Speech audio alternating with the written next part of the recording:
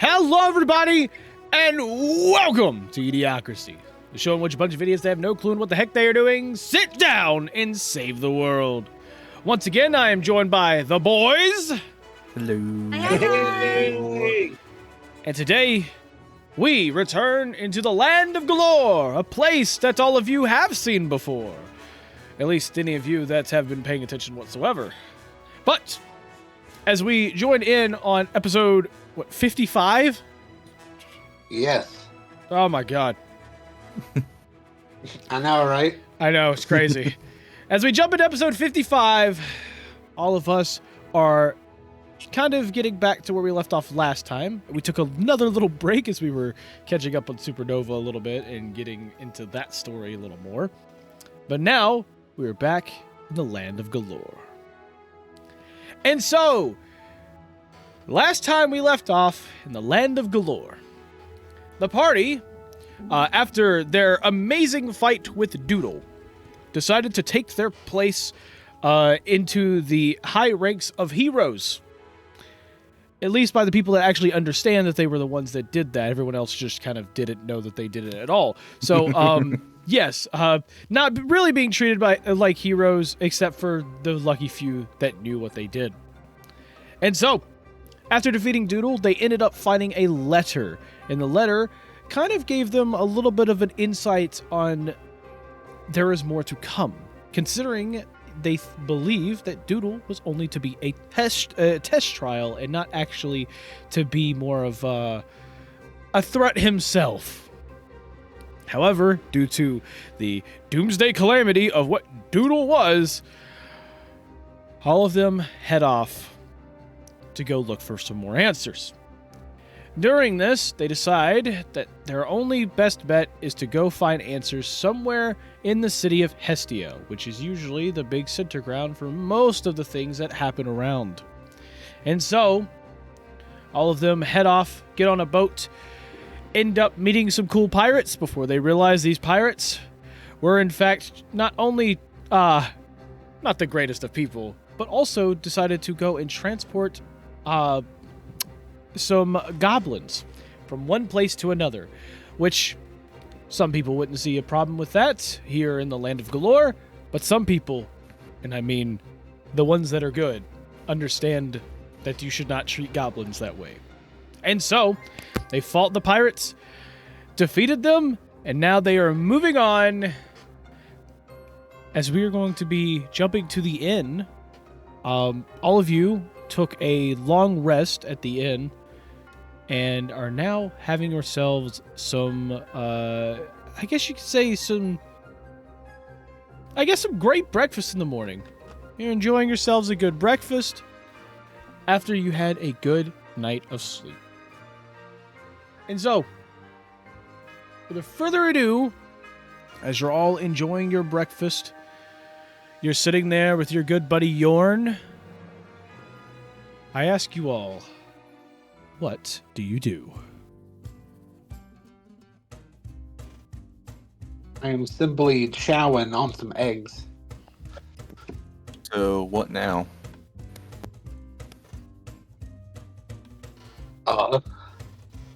Well, you could try to catch me up on your adventures. What have you been doing since I've been,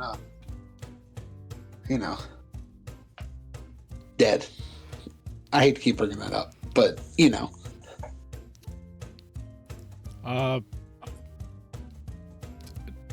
They killed Doodle. Did? Finally! It's about time that little bastard got what was coming to him. Dropped him out a window. You did? I was gonna say, it wasn't quite us, more of just that. Wait, how high was the window? Did the fall kill him or something? Or... Funny enough, no. He kind of bounced like a basketball when he hit the ground. If you don't mind me asking, who's this Doodle? You can just think of him as a bit of a thorn in our side for a bit now. I understand that. Have you ever heard of the tale of a there's an old series of books that was it had something to do with like this, like a secret organization that used animals. I think it was like a platypus that was like an agent or something. Have you ever seen those books at all? I have not. Well, basically, there's like a doctor in there that it's basically what Doodle was, except like, I don't know, we actually liked this doctor. Ah, I see. Yeah, I don't really remember them. It's been such a long time. I used to read them like when I was younger, and okay, you know what? Continue on. Anybody else got a better description of Doodle? Think goblin, pirate, but very annoying. I'd have gone for like a goblin, but like a ninja. He liked being invincible a lot. But I mean, you know, he dressed like a pirate for some reason. Yeah, goblin, scientist, pirate. Yeah. All right. Yeah, it's weird. Trust me. Yeah. We're all just as confused as you. Yeah. I'm glad I'm not the only one. Yep. We had to fight that little rat, what? At least 3 times? Something like that. Yeah, I wasn't there for most of that. But Vanessa did tell me a lot about it. Speaking of that, where is she? Well, apparently, her and some other guy, what was his name? Olgin, Olgra, Olf, I don't know. I can't remember too much. I didn't get to spend much time with them. I see. But yeah, it was more of like a, it was more like a robot guy almost, not quite like Marquise, but somewhat similar. You have horns, kind of like mine, and I like point up to the horns on my head. Maybe, I'm not entirely sure. Well, I mean, I have a son named, Olgaroth or whatever, but that couldn't be him. He was. And you see yours like Going up face with them bright up, fast, like it like lights up as he like gets a bright idea, and he goes, "Oh, What? oh my gosh!" What? Yeah, I don't think I've ever met him. Oh, okay.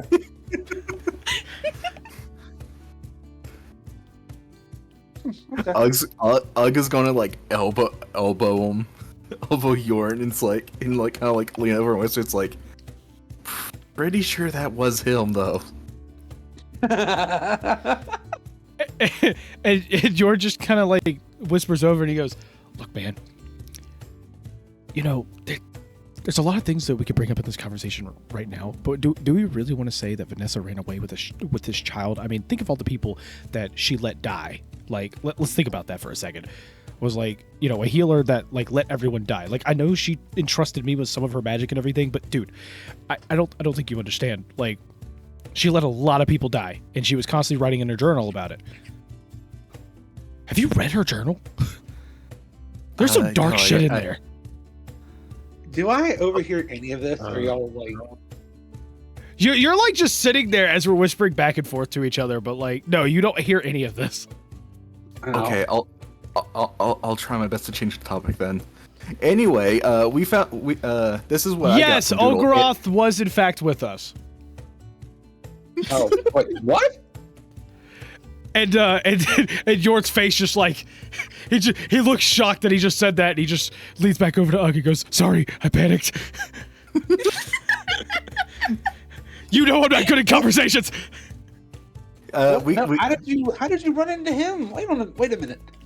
This is the cool thing I found off of Doodle, and Ugg is going to you see Ugg kind of like pull out his bag of holding, and you see him kind of like shaking, like almost like shaking something out of it, and just like slowly the rapier like kind of like slowly comes out of it and lands on the table.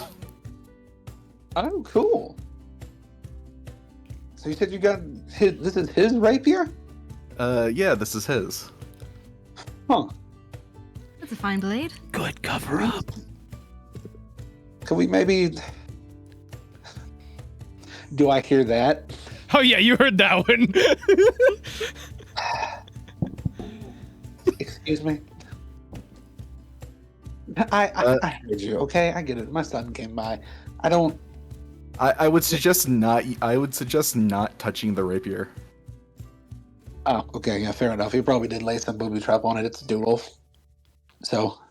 Yeah, from what we've experienced, only he could touch it. I don't know if it's still like that, but you know, better be safe than sorry. Yeah.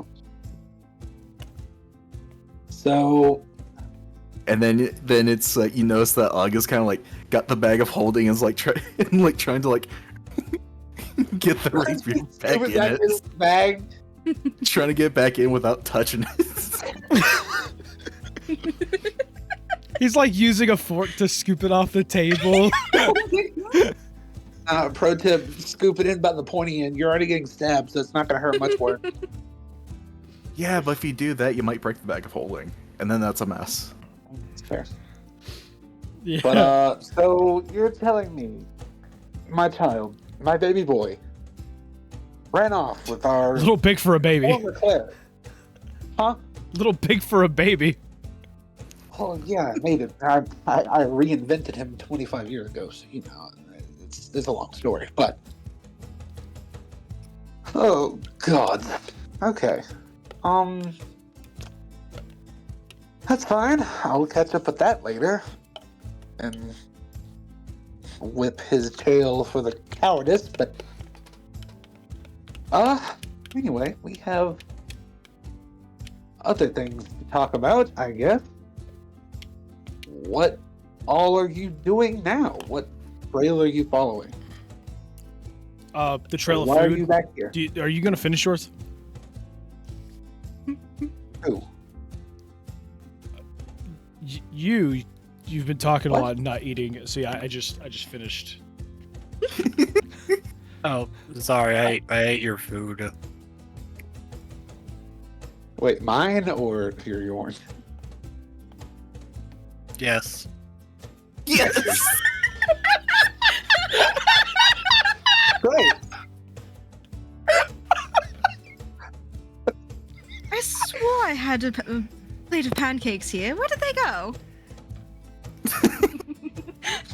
Well, I That's guess why we- he's been quiet this time. You're just like sitting there, like he's like, I'm not gonna really like blame anyone, but and he just points over to Ugg. Okay. Well, it's good to see you two haven't changed very much. But, yeah, I'll reorder some eggs. I ate my fill anyway. I think I'll be okay.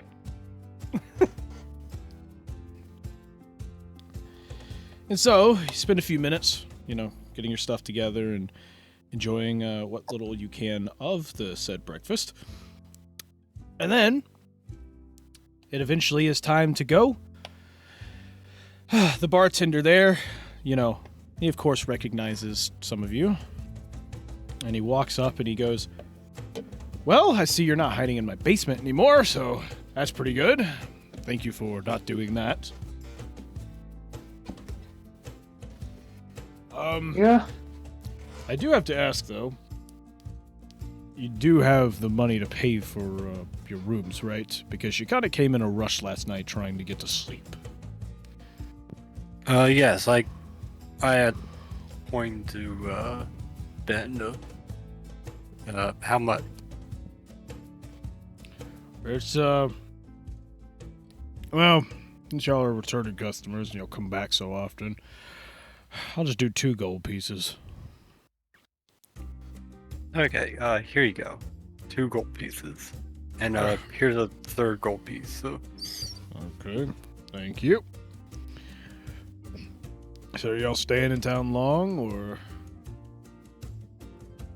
I don't know. How long are we planning on staying in town? I'd say it's either Ugg or Yorn or somebody who knows. I don't know. I mean, we just got back. Yeah. We don't really have anywhere to go, so. Yeah. Probably a couple days, I guess. Till we figure out what we want to do. That's fair. Well, I mean, looking at it as. Even though you are some of my best customers, and, you know, you guys have done a little bit for this, for, you know, my bar here, I do have to say it would probably be a better investment to go just get yourself like a house or something. I mean, if you're all planning on staying together constantly anyways, might as well go, find some place that you could buy rather than having to deal with this constantly. Actually, that's a really good idea. Yeah, you know, I didn't think about that. We could do that. Why haven't we done that? Well, I guess because we just got the money. That is fair. Yeah, we kind of did only just get a good amount of money, and we've also just kind of not been here, so... Yeah. I don't exactly like staying in one place for long, but I suppose it would be fine. Well, if anything, we could just use it as like a headquarters kind of thing. Fair enough. You know, now that I think about it, wasn't there like a guy that kept coming around here too that y'all talk to every once in a while, red hair? Seemed to know a couple of your friends back in the day, especially that big the bigger like gray skin one. Rilo? And he looks right at you and he goes, Are you a Rilo? Because last time I checked, this one's 6 feet under.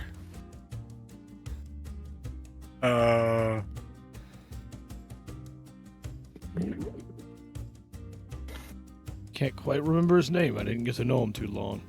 Well, A red-haired guy? yeah, it was. Well, there was like the red-haired guy. You know, it was a He's human talking and about everything. two different people here. He's talking about the guy that... He's saying that there was a guy that was in the party Dragon Fist? earlier.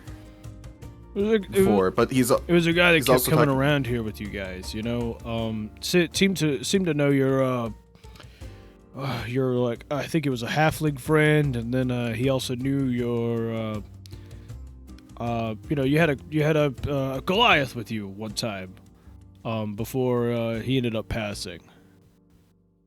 Yeah. Yeah, I think I know who you're talking about. Okay, who wants to roll the history check? What are we Not all look in at our me. history? What are we Rilo, what's your history check? What are we history Thanks, it's a checking for? +1. Are we history checking for the Goliath that was in Oh the my party?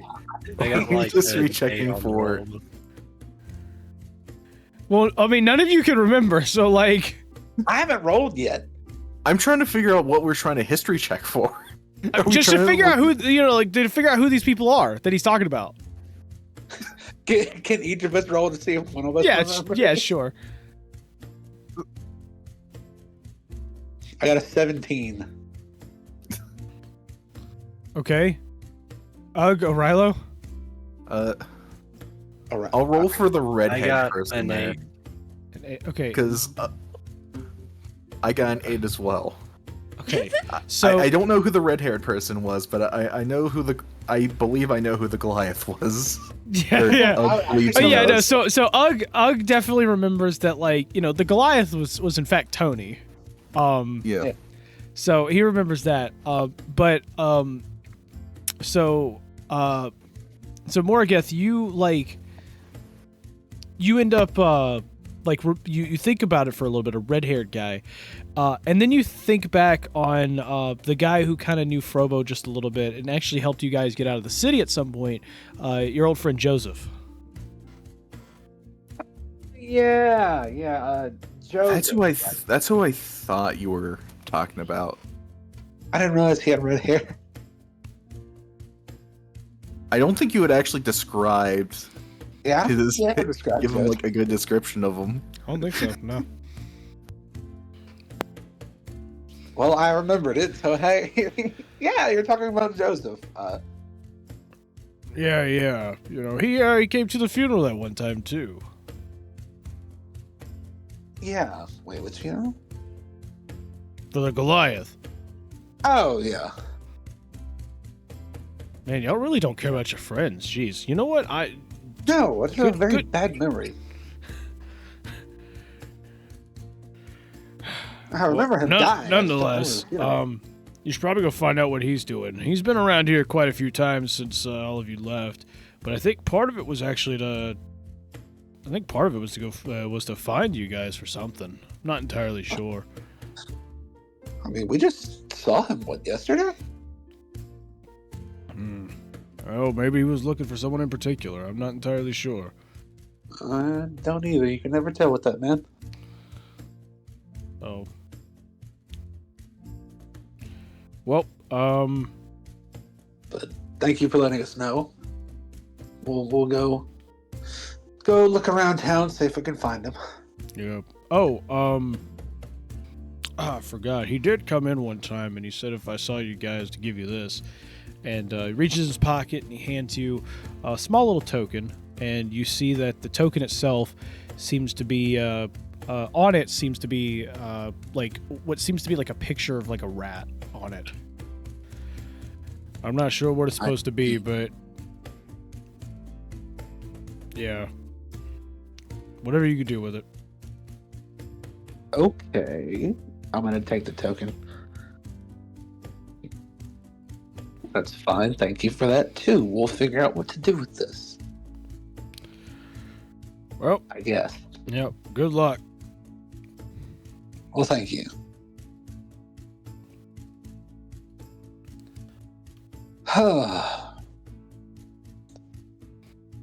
It's good to be back. This is weird. I didn't think I'd ever see you guys again. Yeah, no, we thought you died by a mimic. Yeah, I thought I did too. It's weird how things end up. Yeah, so what was up with that? You just let the mimic start eating your arm. That was kind of weird. Yeah, it was. I don't know what I was trying to do. I think I was trying to get you out of there and then remove it myself for some reason, but that's not how it worked out. That was not how it worked out at all. And then you died. Yeah, I did. And then something brought me back. Well, I know what it was. It was a little outer worldly being bringing me back. A what? So, huh?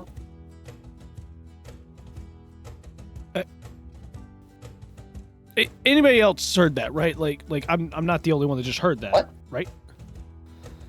Something about space magic hoo-ha. Oh yeah, I mean, I'm not just a paladin like I used to be. A little, eldritch magic now. So I got a couple of blasting for whoever comes by. Look, it's a very long story. I don't know if I have the time to talk about it. Ug's gonna lean down next to Yorn. Oh god, he's one of them now. One of what? He just said he knows eldritch magic. We don't have to be Does different. that I make know. him one of the fake casters? Wait, did I hear that? Did I hear the fake caster part? No. Dang it. Not quite, I don't think. Look, I'm I'm okay with a lot of, I'm okay with all types of magic and everything, but like, I'm not really fond of magicians. They don't actually cast anything. They just like trick people. No, he's not your street magician. You two, you can stop whispering to yourselves. I'm a warlock. Oh! Okay. Oh, I thought you were a scumbag. My bad. He actually starts laughing at that. Like, oh, you're funny. No, it was just some shadow being called the Hexblade that brought me back. But Oh, I thought you did card tricks and stuff and tricked people into giving you money. My bad. I'm sorry. No. No, he's not a scammer, Yorn. He's not a scammer. Oh, he's okay. No. Yeah, that's good. That's good. I'm a warlock. I'm not evil. Come on, man. Okay. You gotta remember, he's still I think he's still a paladin, right? You're still a paladin? No, I'm still a paladin, but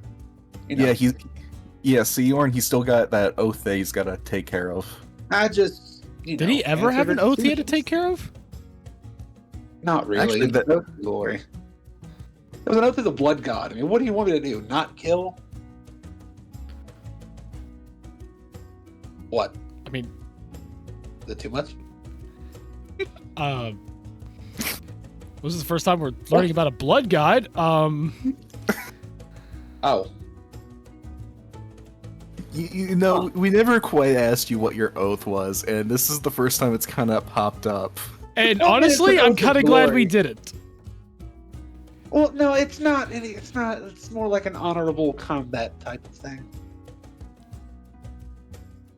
It's some ancient Southern Isle god. No, that's nothing. There's no gross human sacrifice or anything gross like that. Just, Is it like first blood combat or like fight to the death? Both, as long as it's honorable and, equally consenting to the fight type of thing. Cat's just sitting back, sipping some ale while listening to all of this. Oh, yeah, no. Yeah, you're getting some tea today. So you're telling... Guys, I'm not evil. You all know that. I'm still the same Morg, yeah. No, I I'm don't just know. wondering if you want to have a trial by I don't know. You were combat. thinking about some evil stuff before. I'm just saying. I read Vanessa's journal. Oh, yeah, no, I don't know what was going on with that. There was some mental issues. So not only does he serve the blood god, he also serves a patron. I wonder what patron. I wonder. Yeah. So you went from serving violence to serving more violence. Cool. Oh wait, I mean, wait a minute. So I can understand you can reveal that, but like, don't most patron contracts forbid you from speaking about said patron contract? Oh. It's almost like a certain club. Well, yes, but, we'll be fine.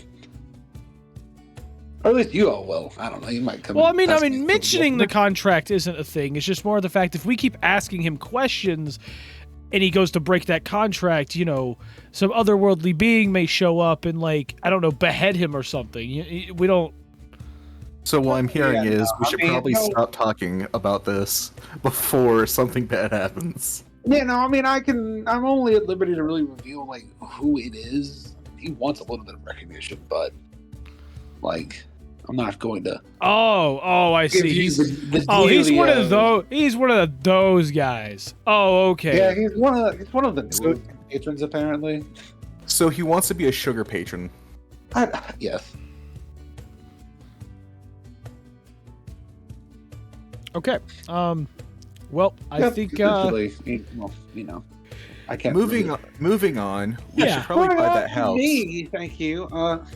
Moving on. We should probably buy that house. we should probably buy that house. Yeah. By we, I mean you Wait. guys, because Yeah, you just lost all your stuff. Yeah, you got. like I had any.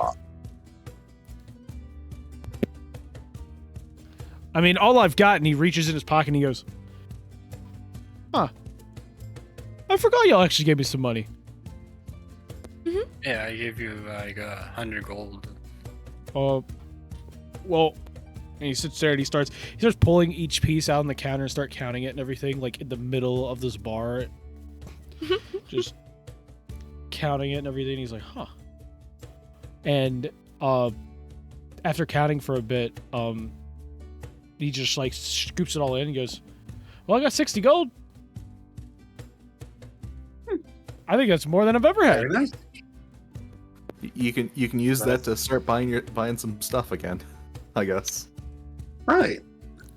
That is And right. of course, I'll help you a little Because I can't really do anything with nothing. I mean, all I have left is, well, this spell book here that doesn't even have that many spells in it, and then, well, my robes. Well, you also got that 60 gold that you just put in your pocket. But Well, yeah, you I know. I have the 60 gold, but, like, other than that, all I have are literally the clothes on my body and a single spell book that hangs in a really cool pocket right here, and he, like, opens up his robe a little. It's just like, see, it's got it fits perfectly into the... I'm gonna go buy some stuff. You guys have fun. Oh, yes. I'm gonna go buy stuff. I will Okay. I'll find you guys later. Any suggestions on what kind of house we should get? I don't know, a fancy one for heroes. I don't know, but make it something that's, I don't know, not an apartment that's meant for only 2 people housing 6 of us. 7 if you count the Goliath twice. Okay. Well,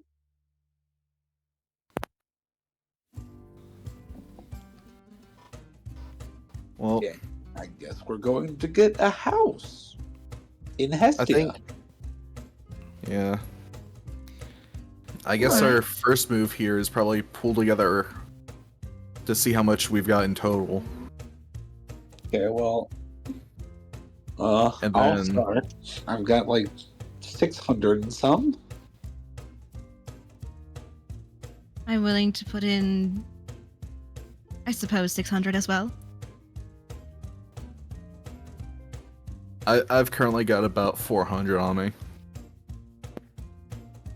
I got 2,000 on me. Oh my! But I think I Wow. gave it. There was 1,000 Just a that I gave casual- away.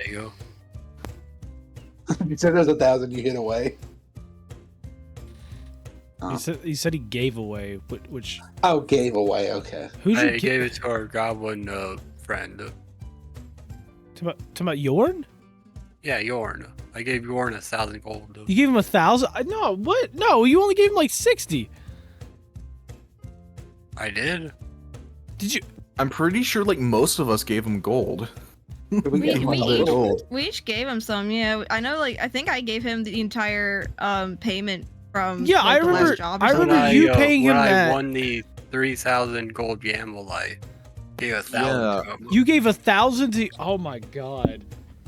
Why would you give 1,000 to you? You gave 1,000 to Yorn? Oh my god! Because I've got the 60 here, because I remember because I remember Katarina did give him that gold, but you were trying to give him 1,000?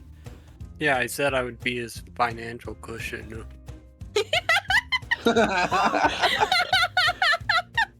Does anybody else remember giving him gold too? Because I don't remember this part. Because I have 60 in his character sheet. I remember Pretty sure it giving was him like the some, end but I of the don't remember how episode that much. The gold broke his bed. Orilo really is the party sugar daddy. Weird, because it used to be now it's Orilo. That's hilarious. Well, that's because Orilo has this weird hidden gift of just gambling He's really good at gambling for some reason. for some reason. He's got the best poker face because not even he knows what he's going to do. Yeah, that's the best part. And well, not only that, but like Orilo's just one of those like he's just one of those characters that just goes all in. He just doesn't care. He just goes, here's all my gold, have fun. And you're just like, bro. And I mean, he will do this. And like, he's one of those people that like when he gambles, he doesn't quit before he hits big because he just doesn't understand the word quit. He also doesn't understand that he's winning big, so it kind of evens out. Yeah. He just wins it and he goes, oh, okay, cool. It's like, so you want to keep playing? And he goes, I don't know. I just Let it ride. He's just like, well, I don't know. Do you have any more gold to give me? No? Well, there's no point playing. And then he just gets up and walks away. Man. So, how much did you say you were putting in? Oh my gosh. Yeah, so apparently Yorn has 1,060 gold now. Because I remember, I do remember with Orilo that I do remember he won 3,000. Did y'all not already spend it? No, you couldn't have spent it because we were doing cheaper stuff at that time. Oh no. Would the 1,000 gold have been in his stuff that was still on the ship, or? No, because I think he gave because y'all started giving him gold. I think after the ship. Okay. Then okay. Regardless, Waffles. Yeah. How much did you say you were putting in or willing to spend? Did you say the 2 full 1,000? I'll spend the 2,000. Okay. So 3,600 gold to buy a house. Okay. So you head off. Start walking to town and everything, looking around. So from somewhat knowledge that is you can't just walk up to the house and of course throw gold at it and it works. So like you're gonna have to go somewhere in order to go and buy the house itself. So like Okay, let's go look for realtors. Like a realtor or like a guild hall. Yeah, or a guild hall. I'm sure they allow them for housing. The housing guild, maybe. If that's even a thing, I don't know if that's a thing. I wouldn't say there's a housing guild. Don't really need a guild just you for could housing. probably go through like an adventurers guild to because they might have something. The only thing I know for sure, we are not going into a homeowners association. You're not dealing with the HOA. Ever. I will go to jail if we have to deal with the HOA. We want our pink flamingo standees. Right. I want to cast a witch bolt off the front lawn.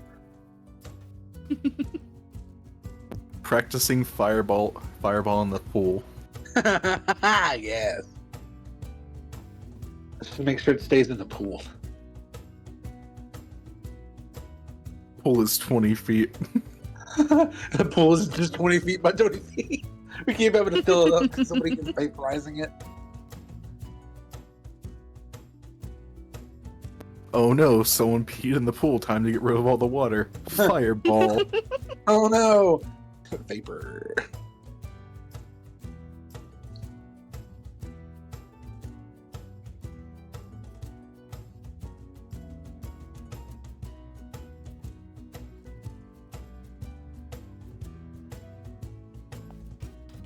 Okay.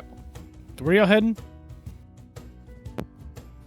Either like some sort of realtor or like the guild to see if they've got any housing. Whoever sells houses. Okay. So you'll head off to find some realtors and everything. And after a while of searching around, you're not entirely sure where to find a realtor, but you do get the bright idea of maybe heading to the courthouse to ask. So you start heading to the city courthouse, and upon arriving on the doorsteps, there's a guard that's kind of standing out front, and he goes, I'm not one to really. I'm not one to really like stop you from going inside, but I do want to ask a little bit. Are a bunch of armed individuals trying to head inside of the courthouse at this time? Last time I checked, there's not like a case going on. We're trying to buy a house. Oh, you want to buy a house? Okay. Yes. Yeah. Head in. There's gonna be a door on your left. That's first door on your left once you get inside the lobby. Okay. Yeah, that's basically the guy on the counter that deals with like property and stuff like that. Deals with some other things, but yeah, he deals with a lot of property in the city. Okay. Do we need to leave our weapons anywhere, or are we fine taking them in? You're fine taking him in. Trust me, I wouldn't want to pick a fight with that guy anyways. Oh, great. I'm gonna have my sword like shouldered for a second and then just let go and it disappears. I don't have to worry about that anyway. I'll just walk in. By the way, who took the token back at the... I did. You did? Okay. Cool. So, yeah. Should I put that in my inventory? Yeah, you could say I'm that... gonna put rat token. Yeah, you in could just my put inventory. rat token. Yeah. Okay. So you end up walking inside and everything, and as you walk in, first door on your left, you see the property manager's office, and upon arriving there, the door is open. You peek your head in, and you see, seems like a very normal guy, just kind of sitting there. Guy, he's got blonde hair. He just simple, simple human. Just, he looks like your normal everyday office worker essentially. He's got himself on a little bit of a fancy suit, and he sees you peek your head in, and he just goes, "Hey, do you need me for anything? You lost?" No, sir, we're not lost, but we would like to ask a couple of questions. We were looking for real estate in the area to maybe purchase a house. Oh If, yeah. Yeah, sure. And he reaches over into his desk. And as he's reaching over and going through a couple files through his desk and everything, he starts grabbing a few folders. You do notice that sitting on the desk is a token that has the exact symbol of the token you have. Hmm. And he goes in, he goes, "Well, there's not really a whole lot on the market right now." And he goes and he grabs probably about 20 folders. But maybe we could find something for you. So how many people are we looking at trying to house here? Let's see. So, And he looks over at Arilo and he goes, "Okay." And he takes about half of the stack itself and puts it back in his drawer. 1, 2, 3, 4. About 6 of us. And all... 7 if you count him twice, and Ug's gonna point out Rilo. Okay, and all Fair. 4 of you plus 2 more? Yes. Are these 2 more also, in fact... And he just points to Arilo? No. No, yeah, Oh, there's one. okay. Well, there's 2 more that aren't here, so. Got it. Okay. So we're wanting to have nice, sizable stuff. Now, something I do want to ask too. What exactly would you say your occupation was? I'm gonna look back to them and be like, what would we say our occupation is? I guess probably they can do. Oh, sorry. adventurers. I see. Are you part of a guild or independent? No. Well, yeah, we're more free agents right now. Okay, got it. Cool. And so he starts shoveling through and he goes, "Okay. And last question. Are you wanting something big? As in do you want to have extra rooms for extra stuff and everything, or do you want this to be more of I guess you could say something that's just there for sleeping?" We might want an extra room or two, just in case we might need it. Yes. Yeah. Okay. We can have an extra guest room, so. Okay. Maybe a room, a closet. Well, of course, there's going to be closets and everything. We do offer places for storage. Inside of most of these houses. Right. How much for like a metal door?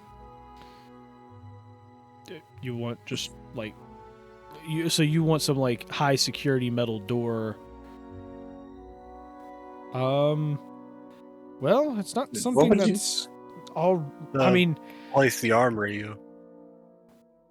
you want to have an armory? Oh, okay. So let me back you up a little bit. First off, we don't offer that.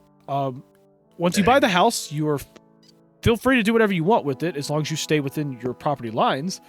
So you could have somebody, revamp the place up for you. If it's not exactly how you want or anything, you can remodel it yourself, add whatever doors or security you want. That is on you. It's your house once you buy it.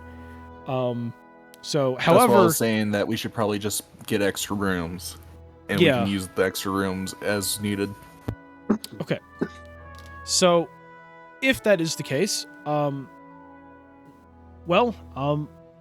talk about your options. So, based on what you're telling me, and he starts pulling some more folders off his side and putting them away, he goes, I've got pretty much 3 options for you. So the first option here, it's a simple, it's a simple house. It's got a bunch of rooms and everything. It actually used to be an old apartment building. It used to be basically 4 apartments put together. Now, I will say that the downstairs portion of this place is, in fact, a current local shop owner's place. He doesn't live inside the building himself. He has a house of his own and everything. But there is, in fact, like a decent general store that is under the set of apartments that you're going to be getting. All the place itself has been kind of refurbished a little bit, so you won't have direct access inside, but you'll be able to take stairs from the outside that leads down right in front of the shop. So, very convenient place if you want to just buy simple supplies and stuff like that. And due to some of the reports and reviews that people got from living there, it seems that the shop owner did cut deals with them and everything for them to basically just not cause issues for customers and stuff like that. So maybe that'll help you out there. Another option we have, it's not a place that's inside the city walls itself. There is a place that's a little secluded just outside of it. It's actually built probably about 2 to 3 miles from the city walls. This building itself, and he shows you a picture, he goes, it is quite grand. As you can see, this is it's practically a mansion. I'm not entirely sure how much money you have, but since you're adventurers, I know adventurers tend to come around here with a decent amount of money wanting to buy something grand. Matter of fact, the last group that showed up, a couple months back, wanted to buy a mansion so they could put all types of rooms and stuff in there. But they also did have different motives, I guess you could say, than what you guys are looking for. However, then you've got your last option here. This one is actually built right next to the blacksmith, or one of the said blacksmiths in the city. So this one is built right next to one of the blacksmiths and everything. And so the unfortunate part is you might hear him on the forge quite early in the morning. There have been reports of that, and we've actually had to go send the guards down to tell them that you live right next to a blacksmith. So that's kind of unfortunate, but yeah. That is a thing you're gonna have to deal with, but this place also is really great too because it offers a couple extra rooms as well. You said you had 6 people, so that would be 6. So that would be 6 rooms. There's a kitchen. You have pretty much commons area, and on top of that, it will offer another 3 rooms to do whatever you want with. So, it's really your choice. I will say, if you're wanting to do something grand, the second option is probably the best because in it you have, you just have so many options with it, but it is pricey. So it really depends on how much you feel like spending. And how much are we looking at for each of the places? Well, for the first place, it's an old set of essentially, small like apartments for people and stuff. You're gonna be looking for the purchase rate of it. It's probably going to be somewhere, I would say around 50 gold pieces. To going ahead and buy that. You then, of course, since it's inside of the city itself, you're probably going to have to pay a. You're going to have to probably pay a little bit of a tax on it to keep it up, which is going to be estimated probably about 20 gold pieces a month. Then you've got the second option, which is basically a mansion. So the down payment for this, to purchase the house itself is 500 gold pieces, but it would probably cost somewhere around, depending on how much maintenance you have to get done, which from recent works on mansions and stuff around here, it's probably going to cost roughly around 50 gold pieces a month to keep up. And then you've got pretty much this your last option here that's right next to the blacksmith. This is also going to be 50 gold pieces, but due to the fact that it's hard to keep people, it's hard to get people to stay there due to the blacksmith being right next door. Usually, that one ends up only being about a tax of about 10 gold pieces a month. So, and as for the second option, it's not the fact that there's really a tax so much that the city only takes a 5 gold piece tax because it's on their lands and everything. It's just more the maintenance costs for it because there's just so much to keep track of that usually you have to hire extra help for it.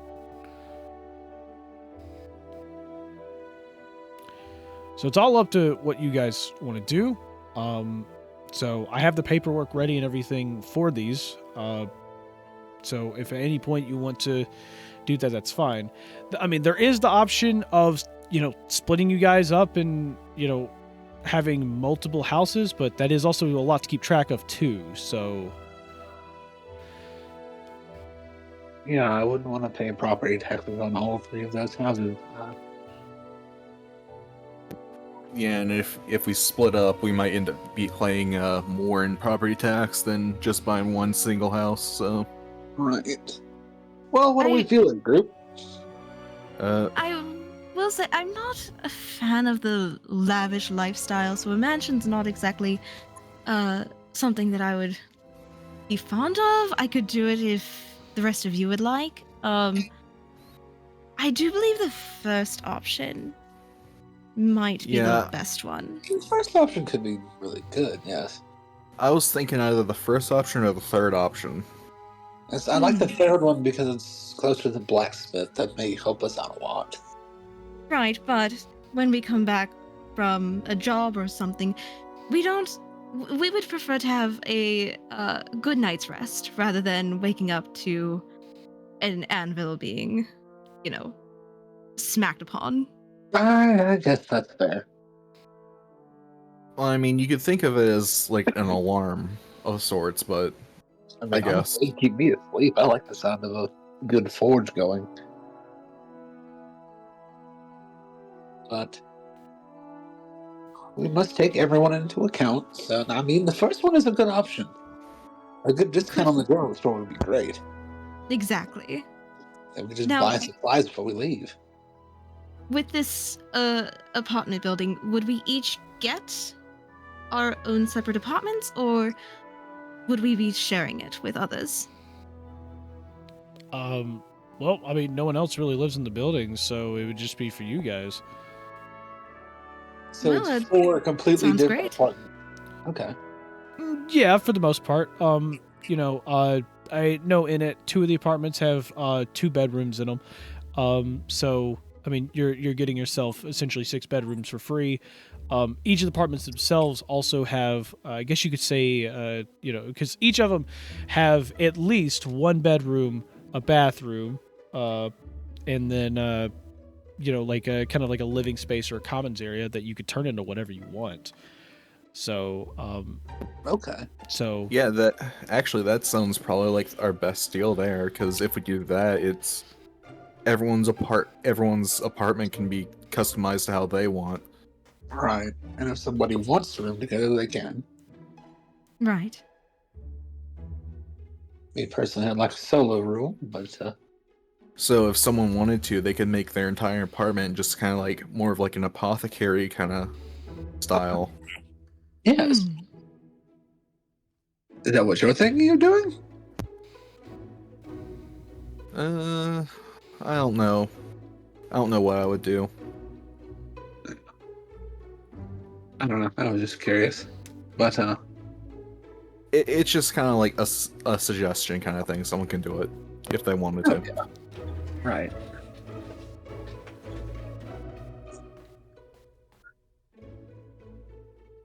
Aralo, do you have any ideas? Do you have any suggestions or anything about which place we should pick? Or Yeah, please, I'm open to suggestions.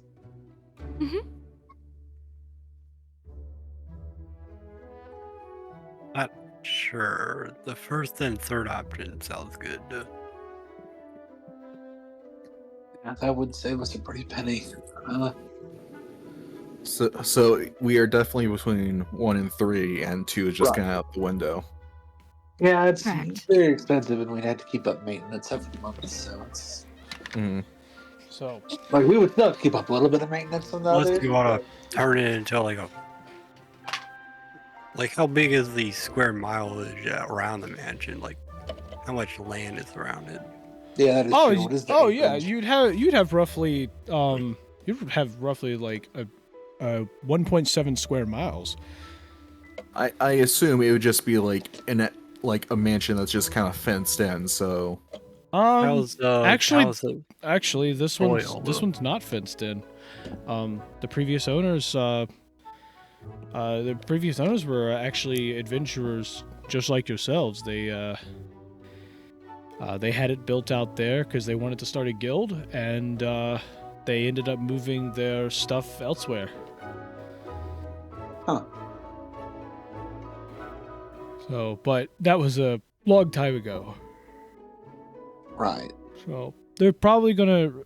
I will say, people have checked up on this, in the last year or so. But, and maintenance is done from the city every once in a while. But I mean, there's probably gonna be a few things that's gonna have to be fixed up. And unfortunately, I believe a good portion of the furniture itself was also removed. So you'd probably have to pay for a lot of that too.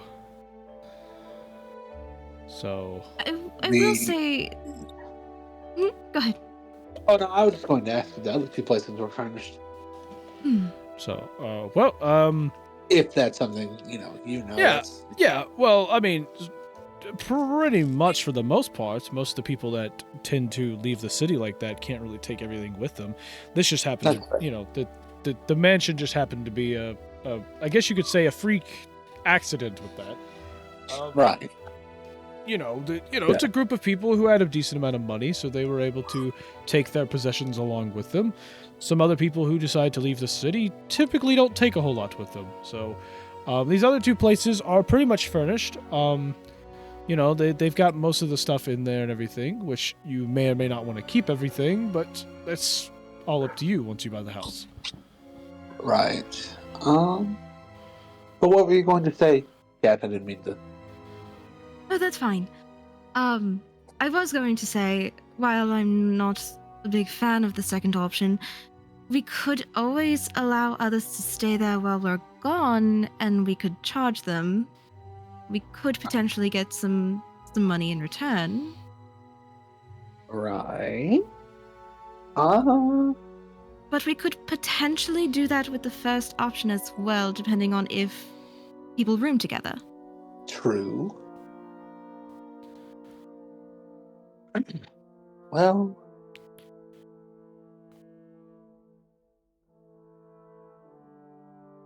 there's a lot to consider here.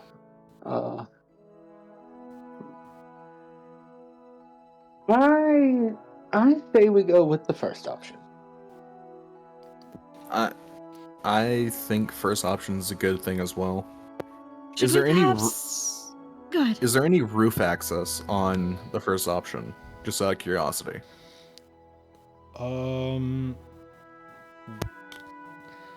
Not really. Typically, people don't climb up to the roof, so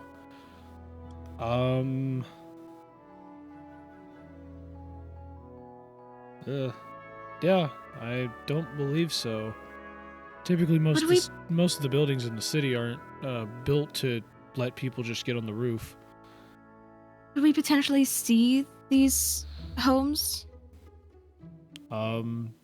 Yeah, if you would like, I can write you down directions. You go check them out yourself.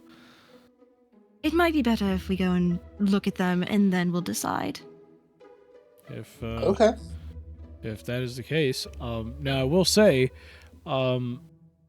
this is a warning. I legally have to tell you and everything. I can't leave to go to these, and all of that.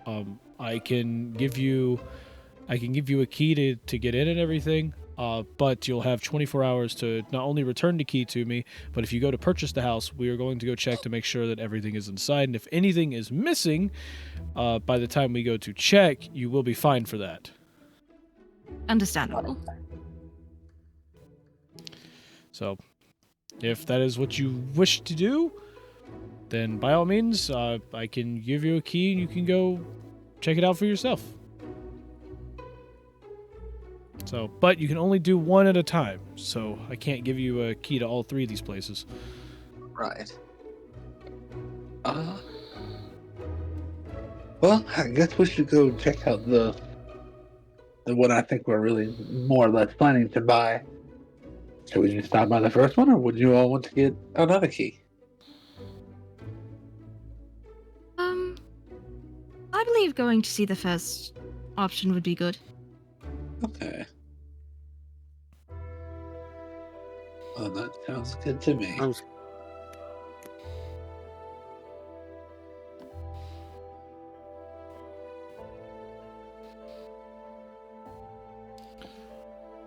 Might be better to see if our big friend here can fit in the first option as well.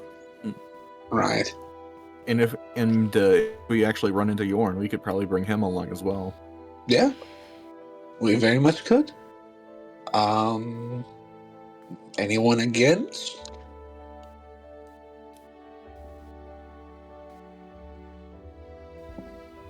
No? I believe we're good to go. All right then. I guess we'll try the first apartment. Okay.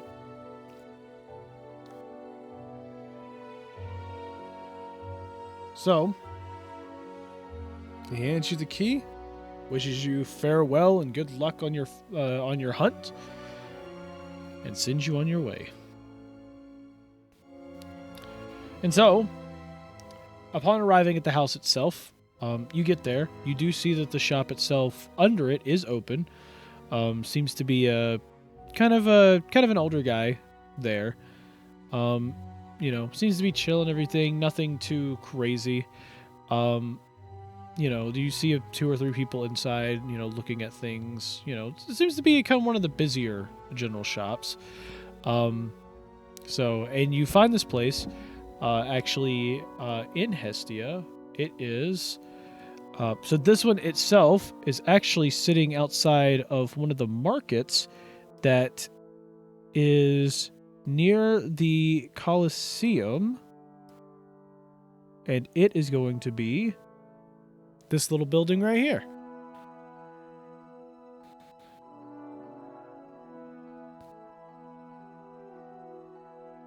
So you'll have a good view of the Colosseum. Yeah, good view of the Coliseum. Oh yeah, my favorite triumph. Well, one of them. Anyway. And since it's right here by the Coliseum, it's a matter of only just walking over here. Yeah. The champion can return home. Yep.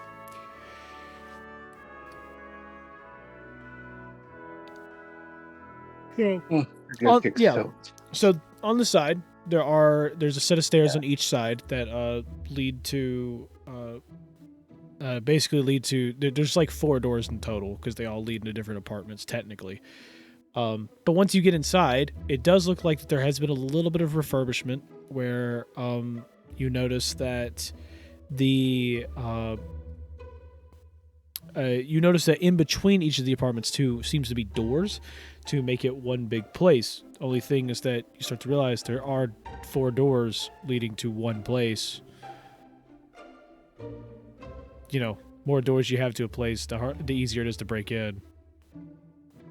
So, other than that, that's pretty much your only concern. You know, each of these 4 apartments, 2 of them have 2 bedrooms. 2 of them have 1 bedroom. Each of them has a bathroom and you know, a common space and everything to do that. And you know, each of the bedrooms themselves has a closet you could put stuff in. They're not big closets, but you know, enough to put in adventurer's gear and everything. And there's even there's a one centralized kitchen area that you could find right in the center of all 4 of them that allow you to cook and everything. And there's a not a large, but a quite sizable dining table to fit probably roughly 8 people at, right in the center of it.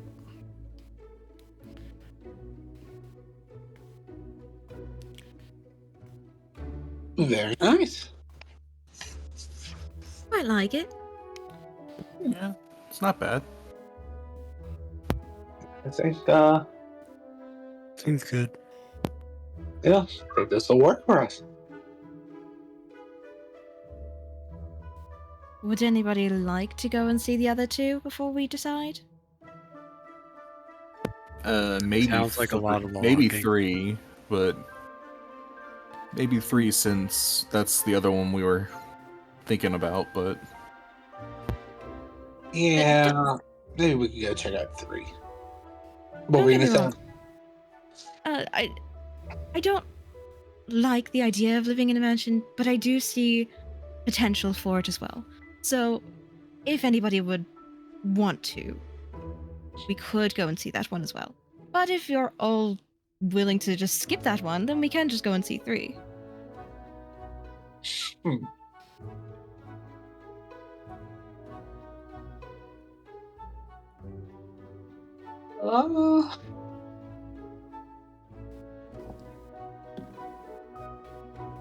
I mean, I'm not against going to see property 2. So it will cost us a lot more. But That is true. But like I said, I don't mind it.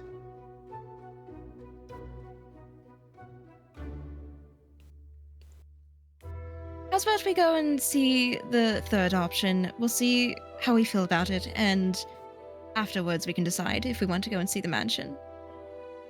That's a brilliant idea, actually. All right. Yep.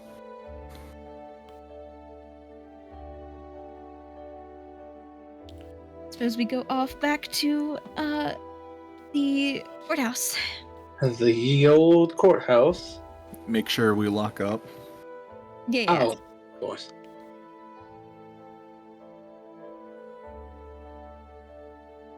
Okay. So, you end up heading off to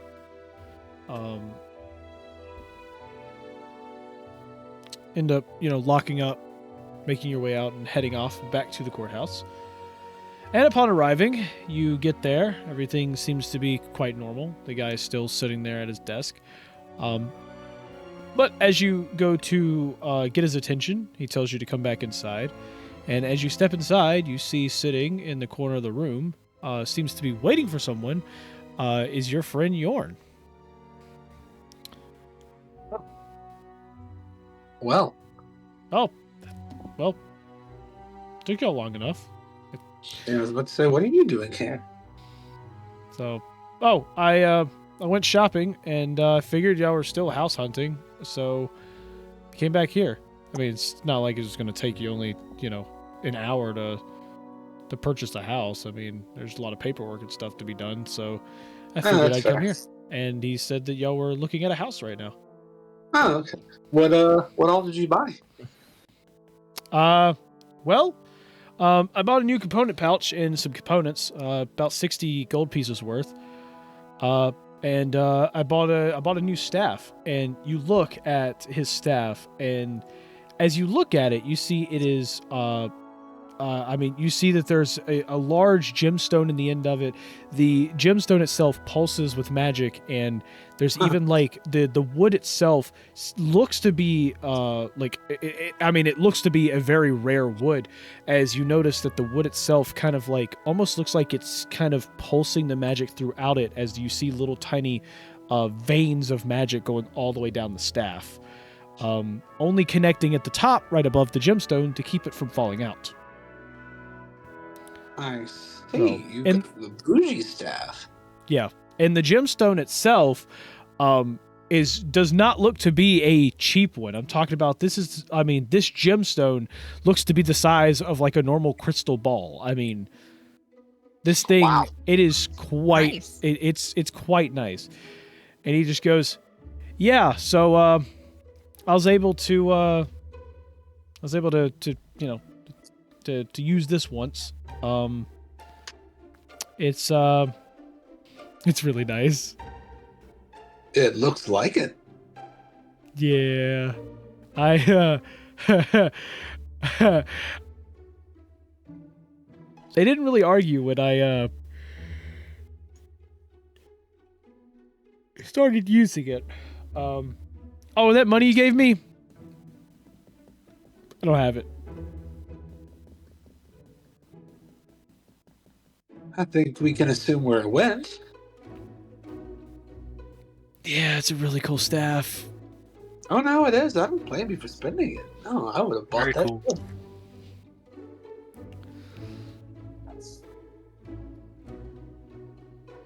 I like it a lot. I'm happy for you. But, Thank you. Well, I think we'd like to go see the third property now. Jorn, would you like to come join us? The first one was nice, but we want to look at all of our options. I guess so. And the office guy sitting there, sitting there kind of like turns over and he goes, yeah, your friend and I actually had a little bit of a discussion before y'all returned. It seems we have a common acquaintance. Oh, really? And he goes and he just taps the little rat token that's sitting on his desk. Oh, and I'm gonna pull mine out of my pocket. And he goes, you see a little grin kind of appear, and he goes, "It's been a while since it's been a little while since I've seen that, but well, it's kind of nice to know that Joseph still has some friends. So, if y'all told me sooner, I would have been able to get you more options for housing." Oh, well, I apologize for not remembering like that. I don't know what came over me. It is fine. But since you are here, I did look at one more place that might be able to be helpful in your situation. One of which that's not technically on the books. So you won't be. It's not a. I won't say that you won't get taxed here because there's going to be because there is a slight tax for. I guess you could say keeping this off the books. I mean, fair. So how much would the tax be, though, if I may ask? Well, and he goes and pulls a folder out, and you notice that this is a different colored folder, and it seems to be slightly dusty, as in he hid it away from somewhere. Oh. And so he goes to open this, and when you look inside, he kind of wipes off the pictures and everything, or the. Oh yeah, no, wait, no, we have pictures. Yeah, we have pictures. I forgot. We literally have pictures. I think the bar had the pictures. same folder for it too. Yep. Through the magic of digital editing. Well, no, through the magic of the fact that they're all on rune tarot cards. Yeah, he goes over and Jorn kind of gets out of his chair and comes over and looks, not for the fact that this place looks cool, but because of the fact that it's rune magic. he comes over and he's just like looking at it and everything, like intensely studying it. And he goes, well, this is the other place we have. And from what you could see, it looks like it's a location somewhere over in the College of Hestia within those lands. Most of the time, students are the ones that are staying at the dorms and everything and dealing with the college itself. However, over in the college district, there seems to be a place that actually could be very helpful to all of you. Matter of a fact, it is a place that a wizard, once lived at. Inside of the college itself, there is this one building in the middle of the district that you guys could obtain, pretty much right in the center of the college. And that building itself can allow you to go in and have a sort of kind of a place to yourselves in there. It's not the largest place in the world. However, it does give you free access to the facilities that are inside of the College of Hestia, such as all the alchemical stations, to all the research stations they have. You could basically do anything that's magic related. Plus, also inside of it as well, there is enough rooms to house all of you. Plus, you'll have an extra guest room, and due to the fact that it's in the college, you'll be able to have access to pretty much any type of basically you'll have access to go in and out of the college whenever you want, including going to the market that's down by the docks, which is known to have magical items there from time to time.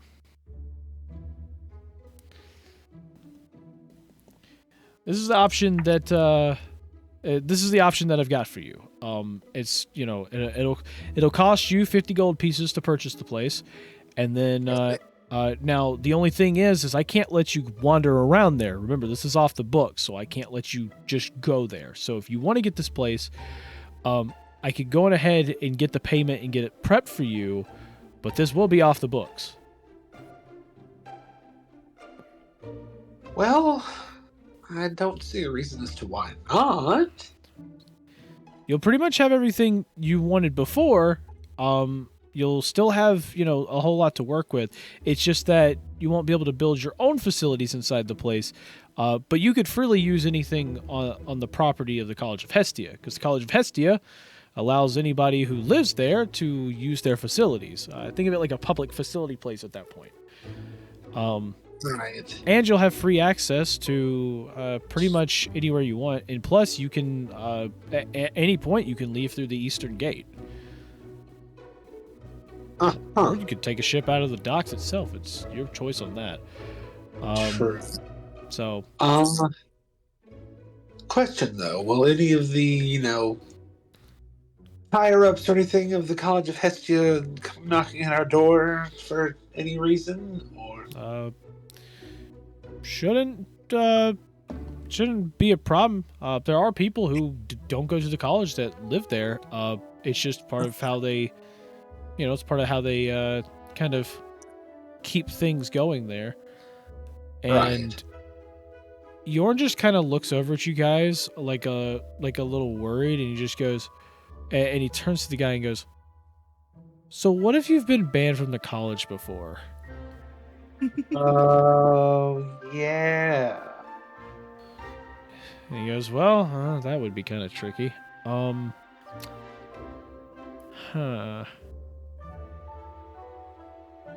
Well, yeah, that would serve to be a bit of a problem. If you don't mind me asking, what was the reason for your ban?"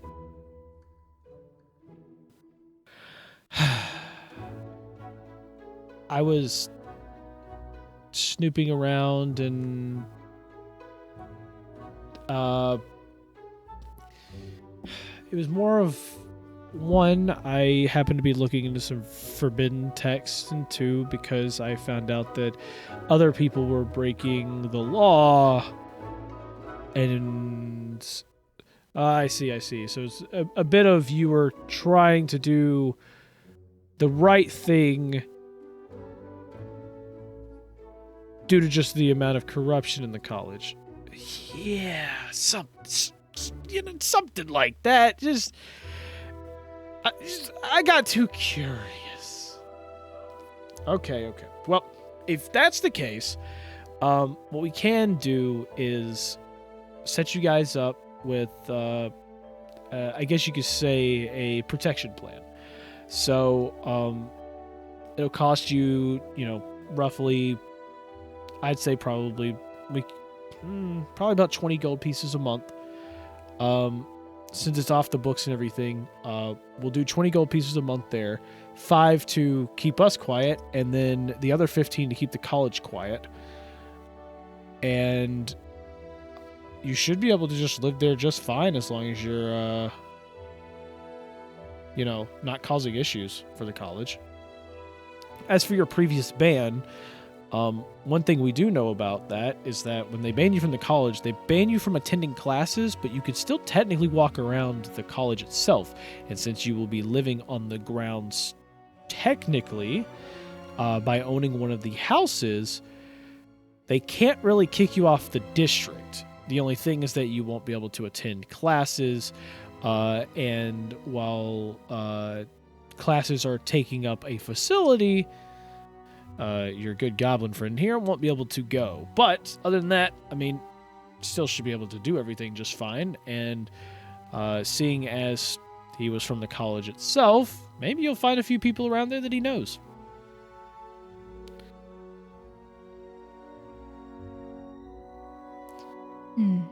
So, but it is entirely your choice if you would like to go with this or not.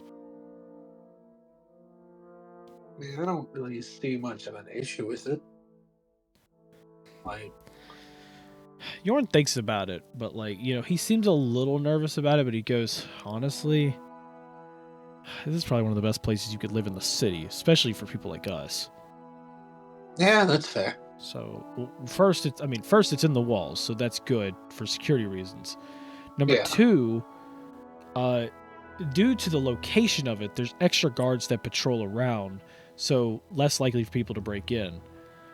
And third, I do have some friends that I believe are still there, and these are people who will do about anything to get money. So we could probably, and this is just a theory, but we could probably talk to them into maybe hiring them a little bit so that they essentially make us a profit by using their specialties in other markets. There's a reason. There's a reason. There's a docks. Do any of you know the reason the docks were even made at the College of Hestia? No. It's because the College of Hestia is one of the biggest exports of magical potions, in 500 miles. Oh. Wow. So, it's so much. They export so many magical potions that the College of Hestia trades with the Elven kingdoms off to the west. If you don't know, Hestia is at war with the Elven kingdoms off to the west. Wow. Okay. So, that's actually how they make a good portion of their money. Students make potions and everything, and the potions get exported, and we get an import of raw materials and things from the west and the south, so we're able to make a decent amount of money. So, and the college technically works separately than the government itself. There are some ties that they have to, work into because they're on the same grounds, but the college works separately. So if the Kingdom of Hestia ends up going to war with somebody, they don't just, they can't just stop the College of Hestia from doing anything. The best they could do is close the gates for security reasons, but they have to have a good reason to do that, because if they close the gate for them, they close the gate everywhere, which means that nobody gets in or out. Right. So, well, I suppose it doesn't sound like a bad option. Would we still want to go and see that third option before we decide this one? I would say at this point the mansion's probably completely off the table, considering this new option has come to light. Yeah, I would have to agree. I think we might as well just go with this new option, because although we would get we might be able to get a slight, or work with them to get the slight discount there at the first place. If we're within the college, I mean, we'll be able to use the stuff there at the college, so we wouldn't really have to worry about renovating. Right. Or adding in, like, facilities that we wanted. Yeah, seems like they would have all that ready since it was a former dorm. Having the extra security would be nice as well. Right. Yeah, I'm here for it. And if we go with it, we won't have to worry about the blacksmith at all. Right. Well, I'm for it. If anyone's opposed, speak now.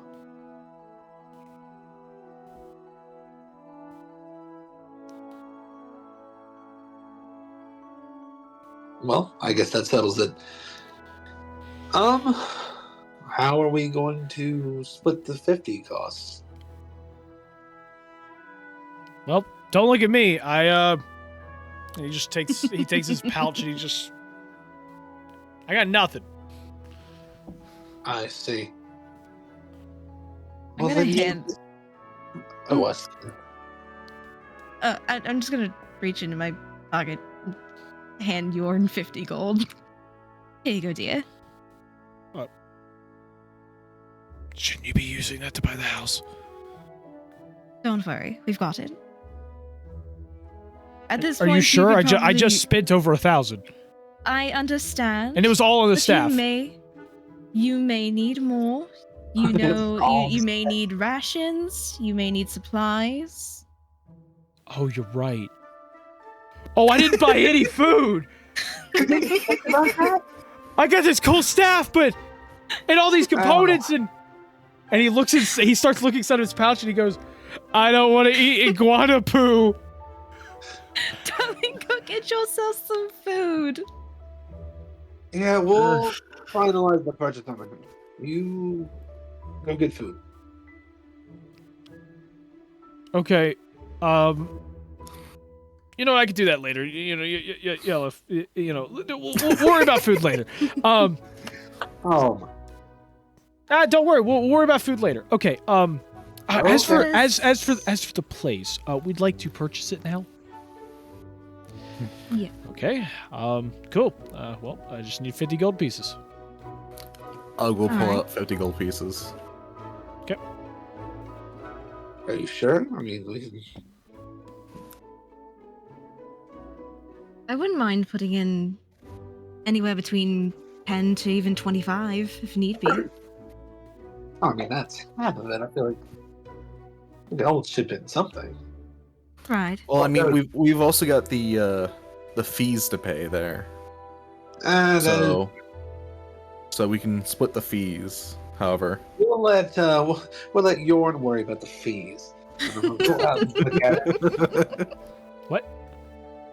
Yeah, you got banned. You're going to have to make some money. We'll pay for it this time, but Okay, fine. I'll pay the fee for it this month. Okay, so,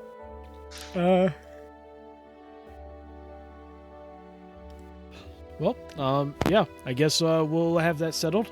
So 50 for the deposit itself to purchase the actual place itself, from us, not the city, and then another 20 for us to not tell the city. All right, that's fine, and I'm gonna give him 20. Thank you for the business. So Ugg paid the 50, and then Morageth paid the 20, right? Yes. Yes. You know what? I need to check something.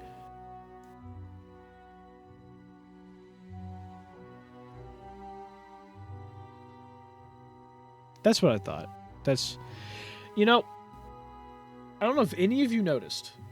I want all of you to please look at the overlay real quick. Uh-huh. There is something that is wrong with this overlay. Besides What? Brandon not being here, there is something wrong. Yeah. Let's see. I don't see Land of Galore. No. That's not the problem. I don't have anything on this page.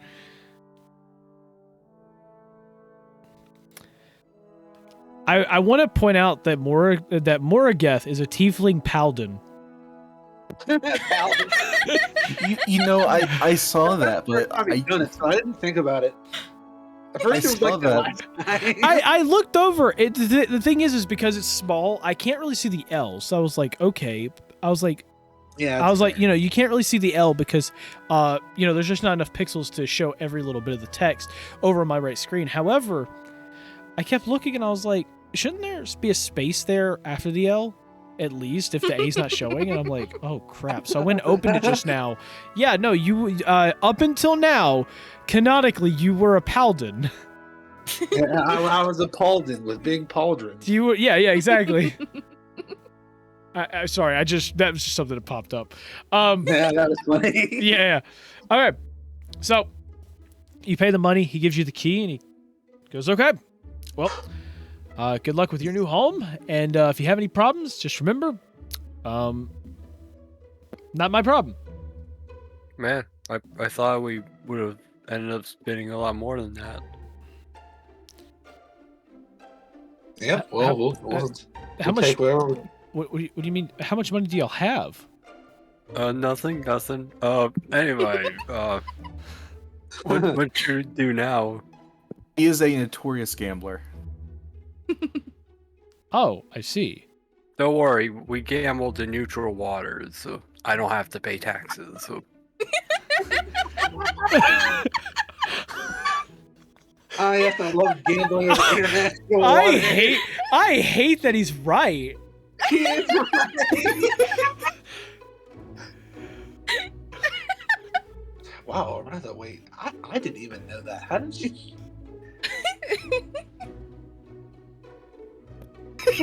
Wow. Wow. I think that's the smartest thing I've ever heard a Rilo say.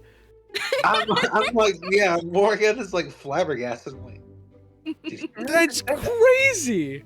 Every time Waffles opens his mouth to say something, it's gold. it's either something really smart or something really funny. Yeah.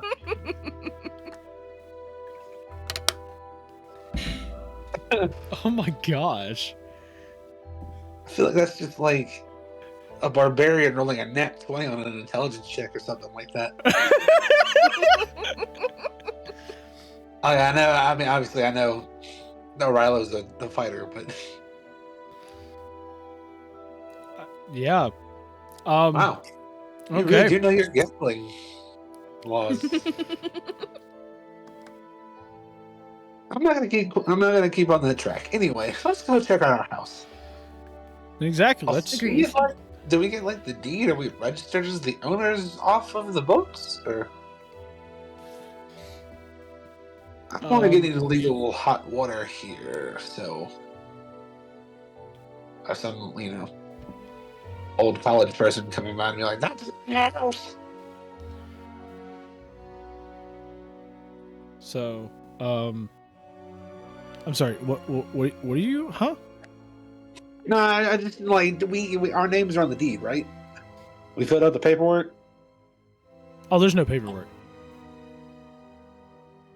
Oh, Like this is off the books completely. Like Yeah, it's off the books. It's a matter of it's more. it's hush money.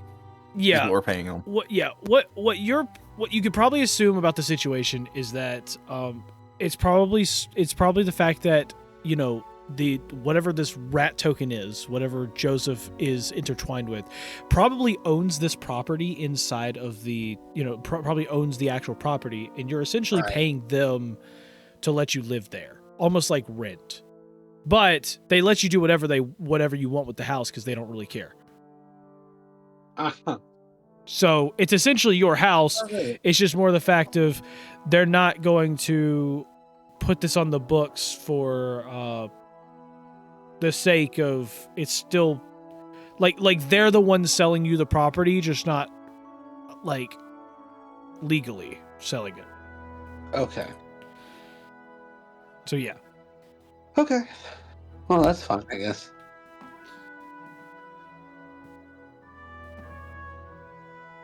Yeah, it's kind of just the same as what her plan was for if we need to leave, just rent it to someone, essentially. Yeah.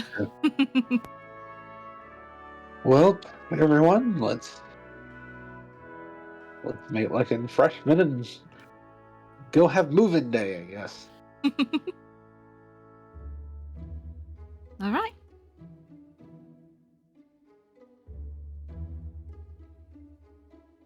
Sounds good. Okay. So, you all head off.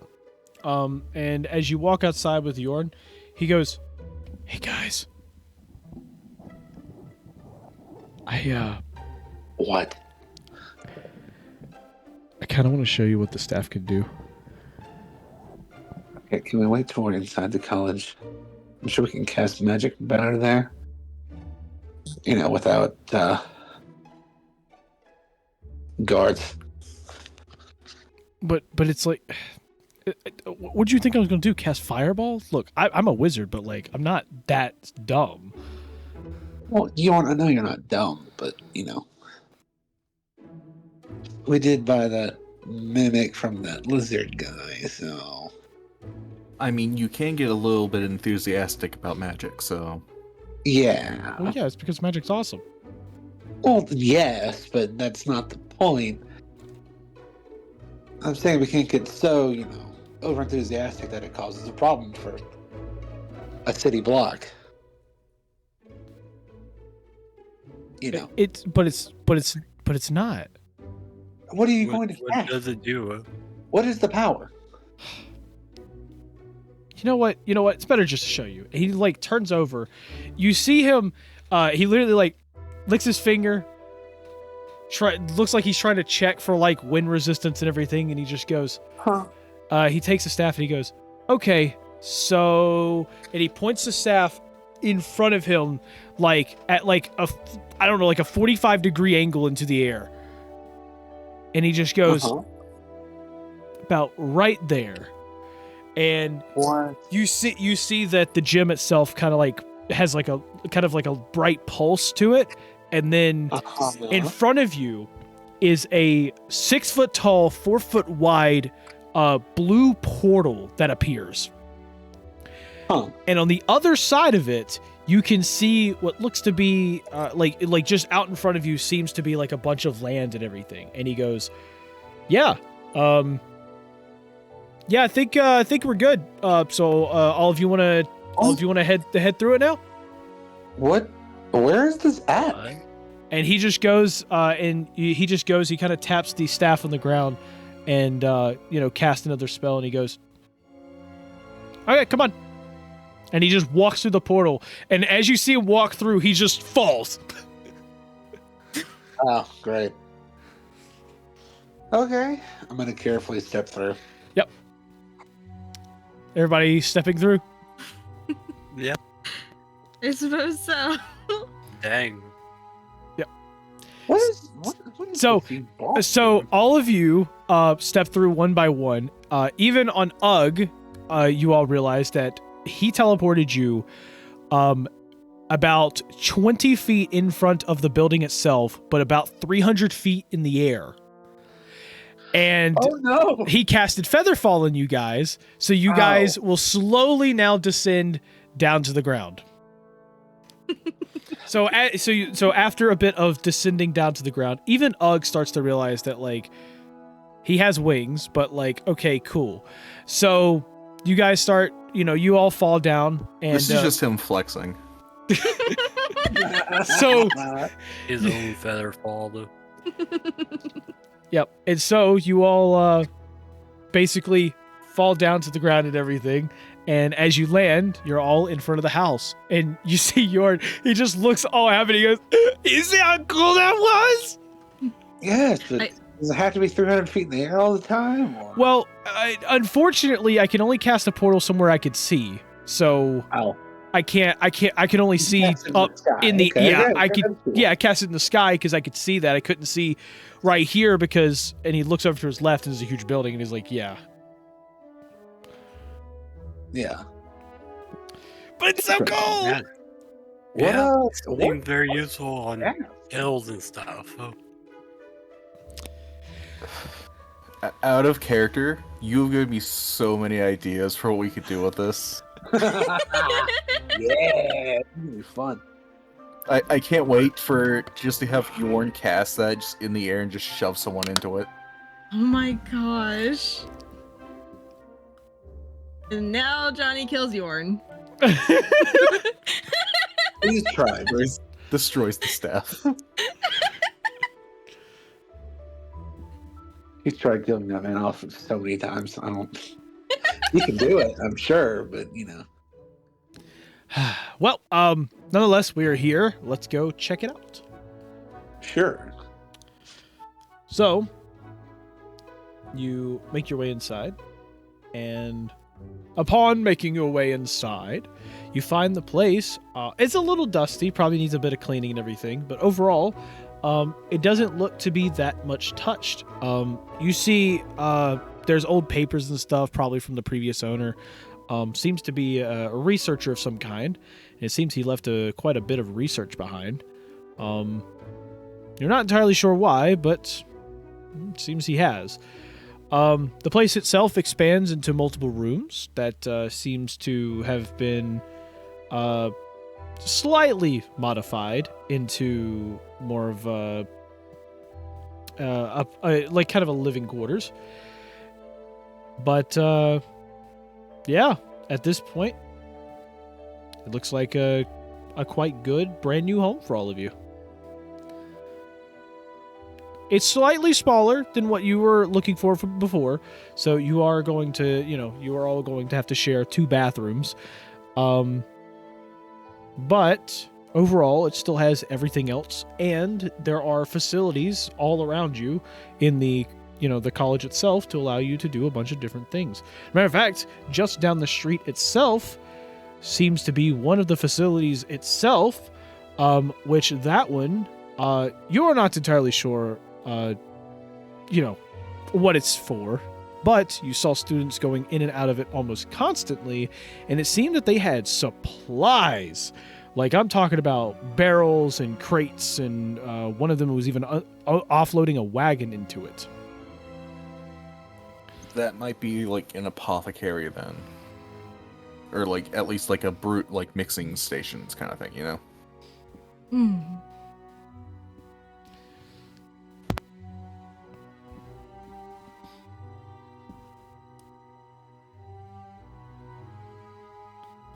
Where are just out of curiosity, where are the other kind of stations? The other stations? Yeah. I mean, so of course there's apothecaries. You talk to Yorn a little bit about this, and he mentions that that down there, this is it's kind of like an apothecary, but it's meant for making big batches of like potions and stuff like that. Like, each batch that you make there can make roughly each batch that they make there can make roughly 100 potions of a certain type. If they have the right amount of ingredients and everything. So they can like basically make up to like 500 potions like a day in there. Which is Sounds nice, cool. but the college mostly uses that. There are smaller areas in there that allow you to brew your own. So at any point you could go in and bring your materials to do that. On top of that, around there is a few places that you can go for enchantment. Matter of fact, this whole area down here is all for enchanting. That is where a lot of the enchantment classes are. Is in that area. The reason that you can see on the map that the ground is slightly darker is due to the amount of enchantments that's happened. Unfortunately, some of those enchantments are nature enchantments, which means that the ground kind of sucks up the nutrients into magic. Which means that a decent amount of the grass and moss and stuff that has grown over here over time has started to wither away just a little bit. On top of that, he does tell you that just outside, of course, is the Colosseum, which also means that around that area are blacksmiths and stuff that you guys can go at any point. And there's even a blacksmith that works inside the Colosseum. This may be a random question, but does that mean that I should keep my food away from the enchantment zone, or it'll spoil? From where you are, you're probably fine. But yeah, you probably don't want to bring your food into an enchantment room while they're enchanting stuff.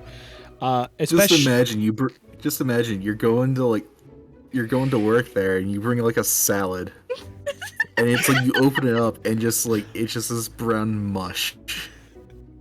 Oh my gosh. Brown mush with ranch dressing. No, everyone's salad and breadsticks. Everyone that works there is just meat eaters. That's all they eat is just meat. Oh gosh, I feel like that's worse. Not even like bread. Not even breads. Not even bread.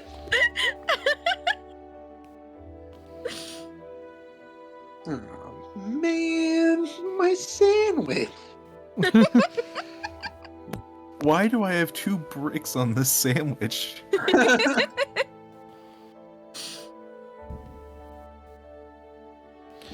So yeah, but you're pretty much getting your stuff together, getting your own rooms and everything set up. And after a bit, you see Yorn is sitting inside of the dining room area. He's sitting there pretty much just like going through his spell book, and you see that he is actually sitting down and marking certain pages. Huh.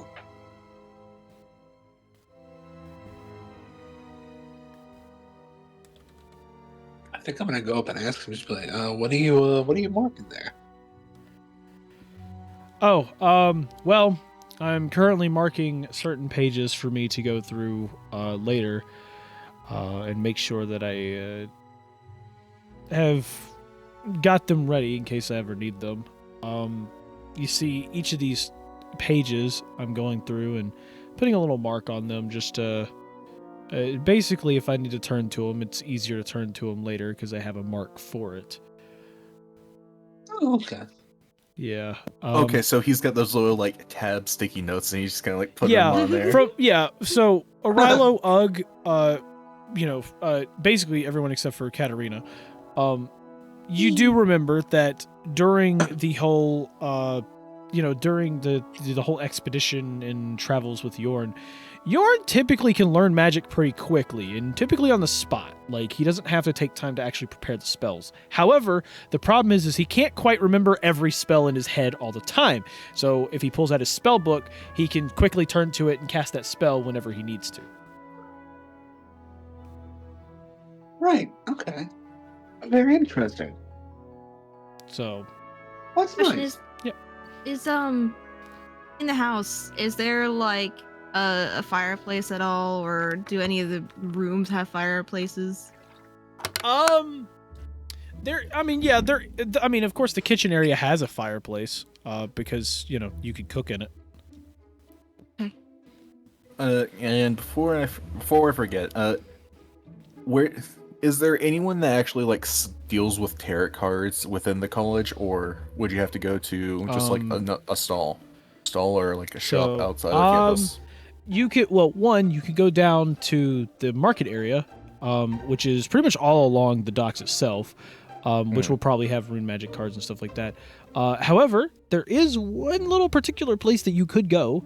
Apparently, there is someone who specializes in kind of, there's someone who Yorn knows that specializes in a little bit of rune magic. So not only could you get that, but there is a chance you could go get books and everything from them every once in a while. There seems to be someone who is actually aspiring to be a runebook inscriptionist, and that is over on this lonely island where Yorn's friend lives.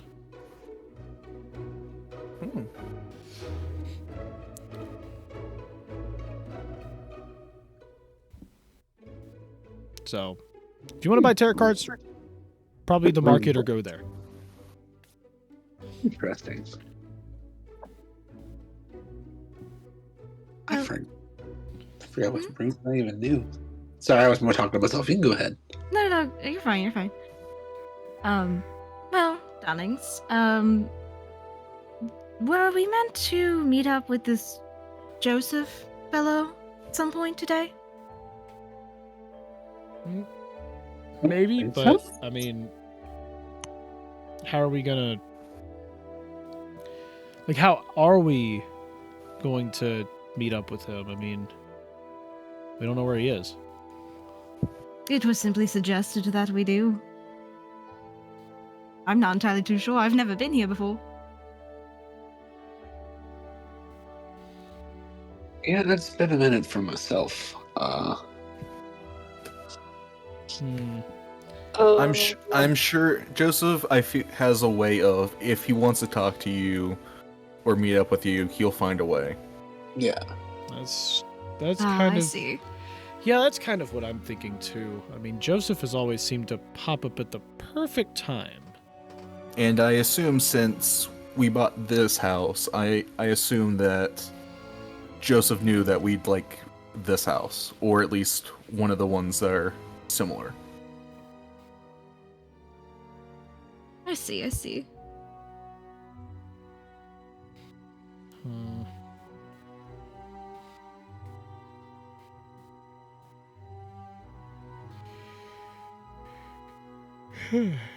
Yeah.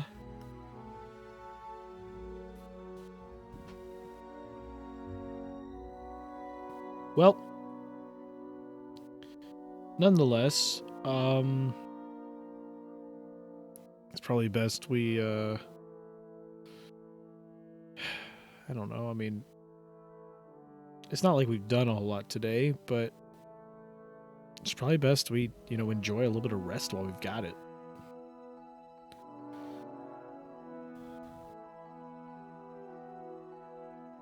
It's not I wouldn't often be we get against to. that. No, I think we can rest a little bit. So, Take it easy. well, but then of course, since I'm in the college, I might as well go around and go find some people that I know. Go say hi to some of your old friends. Yeah, Yeah. I guess I could go say hi to a few people. Hopefully they don't hit me might with have to a go. fireball as soon as I walk in, but we'll see. It's a little fireball to the face again with friends. Yeah, except it Yeah. hurts, but yeah. Yeah, that's all I All I know is if they ruin my staff, expect a fireball to be thrown back. that's fair. I might actually go to the magic shop. See if I can't furnish something. I don't know. We'll see. Suppose I could, if you'll have me, Morgath, I would like to join you. Yeah, no, that's perfectly fine. All right. No, I do love me my magic items, so it's a-okay. Maybe you can help me, get a deal with something. I could certainly try. I'm very bad at bargaining. I could attempt it. I can't say that I'm a professional of any sort, but Oh. you give it Yeah. a shot. What in the heck? What are you thinking about buying? I don't have anything in particular in mind. I wouldn't mind just looking around and seeing what's available. That's fair. That's pretty much what I plan on doing as well. Hmm. But I'm ready to head out now if you're ready. Of course. All right. Then I'll see the rest of you later. We're going to head down to the magic shop. Have fun. You as Thank- well. Hope you get something good. We'll see.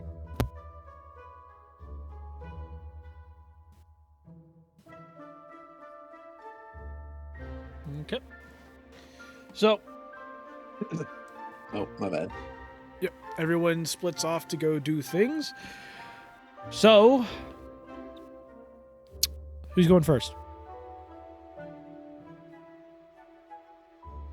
Flip a coin? I mean, it doesn't matter to me. Whoever wants to. Roll for initiative.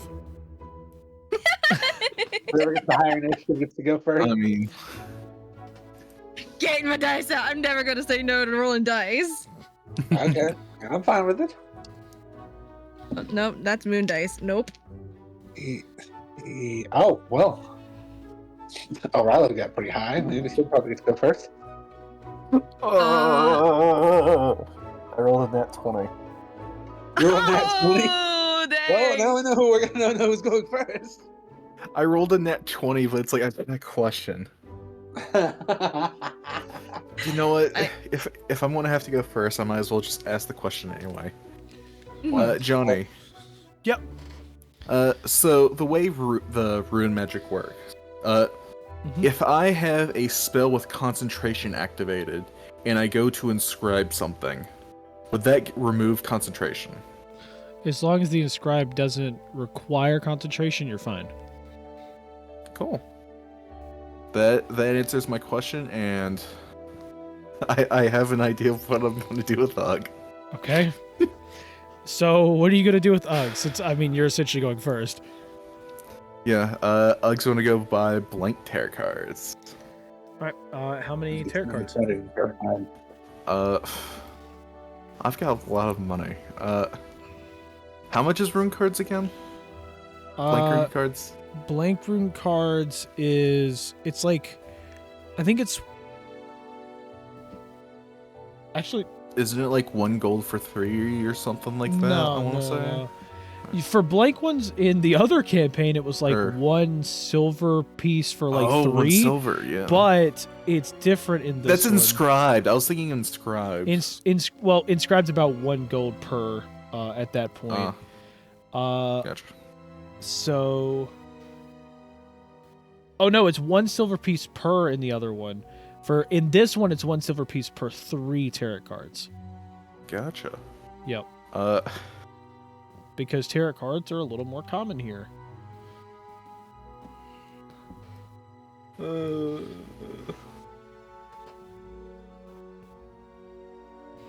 Johnny, Yeah. I want 600 tarot cards. Okay. Good. Okay. Is that feasible or no? Yeah, no, I mean, you can look around for a while and find 600. Okay, you're saying you have infinite ammo at this point. Oh my god. Well, here's the thing. You gotta think. I know 5 runes. Yeah. Oh my god, you do know 5 runes, don't you? Yeah. I didn't step in my game. I'm pretty sure I only know like 3. If that, it might just be 2. I know I know fire and void, but I can't. Johnny's face, I'm just like, oh no, what have I done? Yeah. I also want to buy 500 tarot cards. Oh my god. Okay. I think we know the exact reason why tarot cards are becoming less common. 500 cards? and 500 more cards.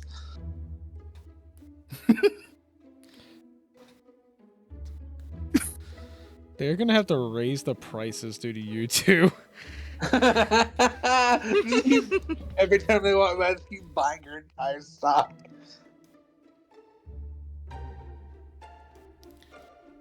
They're just using like printer paper to make more at this point. So, because that's 200 silver pieces, that's 20 gold for 600. 20 gold. Let's go. The real 20 question gold times Ever going to 10. fully use these? That's 200 silver, which gives you 600. Yeah, okay, that's 600.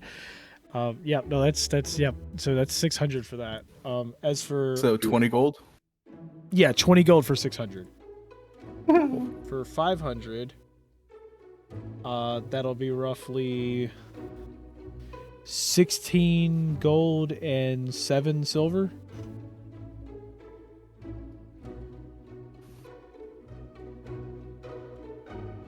Unless you just want to spend 20 gold to just buy 600 like he did. Is that what you want to do, Waffles? Do you want to buy 600 or 500? I'm gonna use the restroom real quick. I'll be back. Can you say that again? Okay, So so you just want to round it up to 600? do you just or- want to round up to 600 because it's 20 gold for 600 empty tarot cards? Sure, 600. Okay.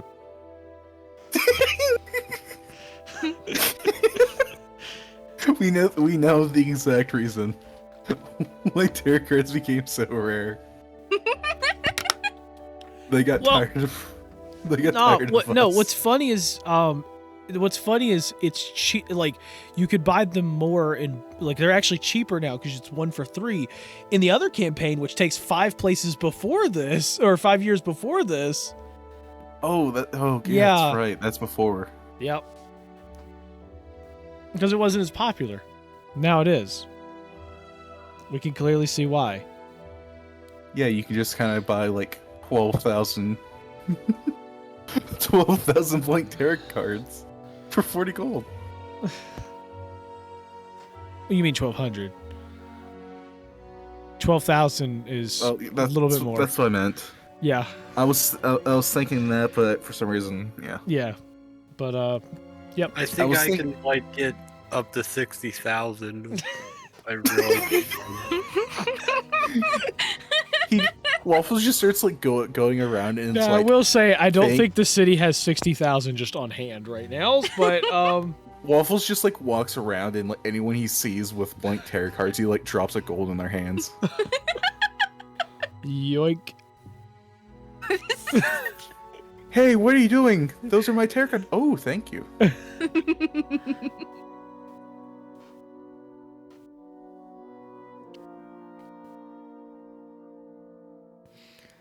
Okay. So so you go do that. Fun. Who's up next?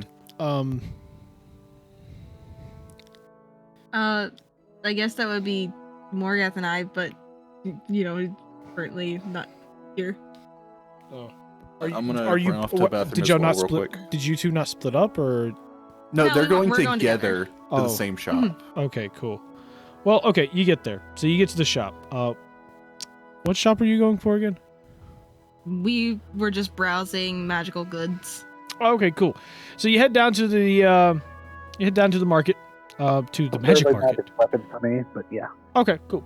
So you head down to the magic market, and you are looking around at stuff and things like that. Upon arriving at the magic market. Shit, give me a second. Also, welcome back. That's yeah.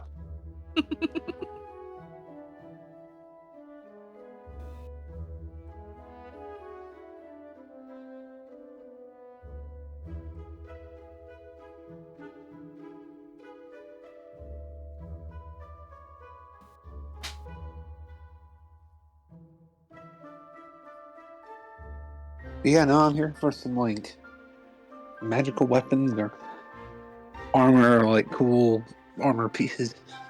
Mhm. Okay. don't know. So, we're going to first look for magical items, right? Yeah. Yeah. Okay. Yay! Yo? So, to start us off on our great adventure of magic shopping, Oh no. first off, what type of item are you looking for specifically? I don't know, something to beef me up a little bit. To beef you up? Okay, are you looking for armor, weapon? Do you want to find a wondrous item of some sort? Yeah, I'd say a wondrous item. A wondrous item, okay.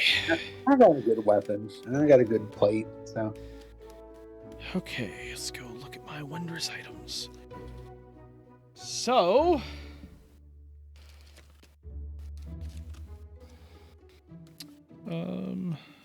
wondrous items start back here. Okay, cool. Do you have an idea of the description of an item at all? Or do you want to play it up to chance? Oh god. I don't really.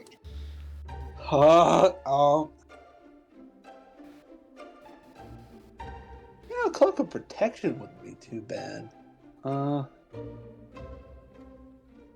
So you're looking for a cloak of some kind? I mean, do you want a cloak? Do you want a helmet? Well, no, I already have a helmet. So, yeah. Well, I mean, you have your helmet with like armor, but like you could also find a magical helmet. That is true. I don't know, like a helmet or some gauntlets or something, you know. Okay, helmet, gauntlets. Okay, cool. I already got boots. Maybe even like, bracers or Yes. like a. Let's see. Let's find you something. It's going to be decent. Okay, so this stuff is going to be awesome. Probably within 592 gold pieces. So there's a few things that, of course, catch your eye. Okay. So as you are looking through this, you find yourself looking at a few items of sorts. One of these items, gotta see what this does. Probably not, no. He's just over here like, is my wallet gonna be okay? No, I'm more like, do I have the remove curse spell? Just in case.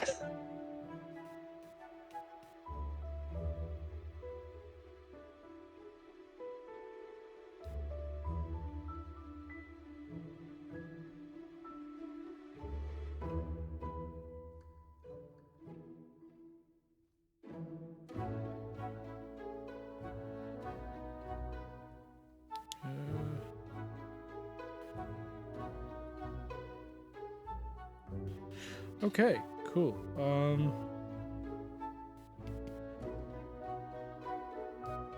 So, as upon arriving, so you see, helmet-wise, there is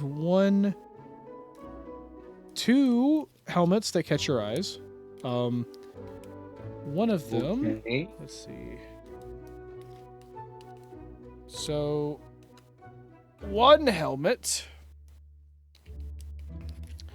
You see one helmet. It has basically, the helmet itself is it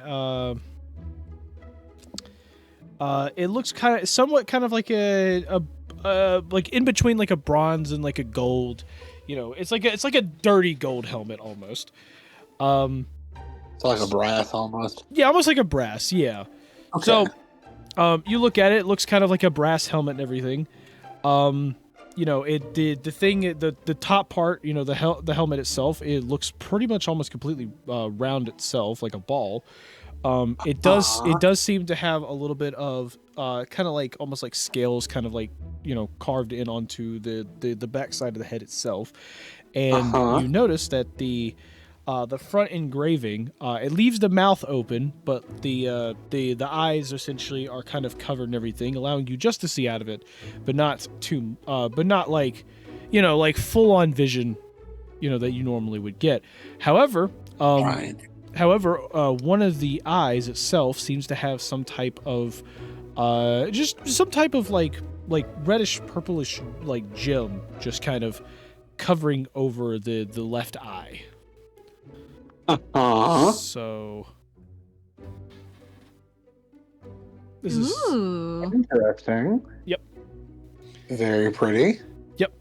So that is the first one you find, and then the second one looks to be very eloquent design to this, and it seems to be completely covered in diamonds, rubies, basically Jesus. fire opals and normal opals, just completely just embedded within the helmet itself. It's completely made out of silver and gold. But as you look at this, you see that this Ooh. Ooh. Very nice. Yeah. Oh, there you go. There you go. There you go. Yeah. Yeah, very pretty. I can't afford that. though. So I don't both know of what it these does. do catch your eyes as what is currently in the market for helmets.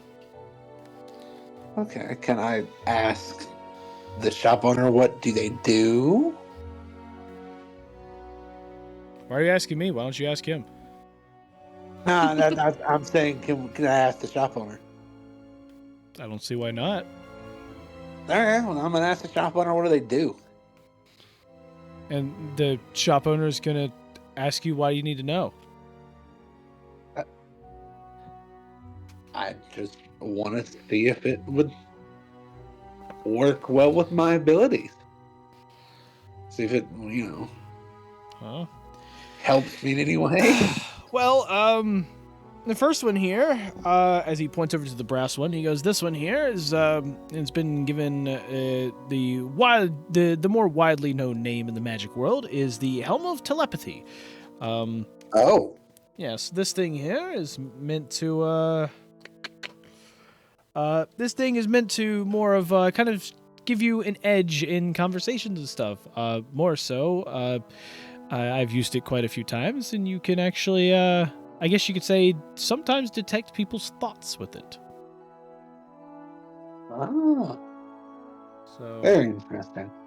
it is a very nice helmet. I've used it a few times to win myself a few games of dice.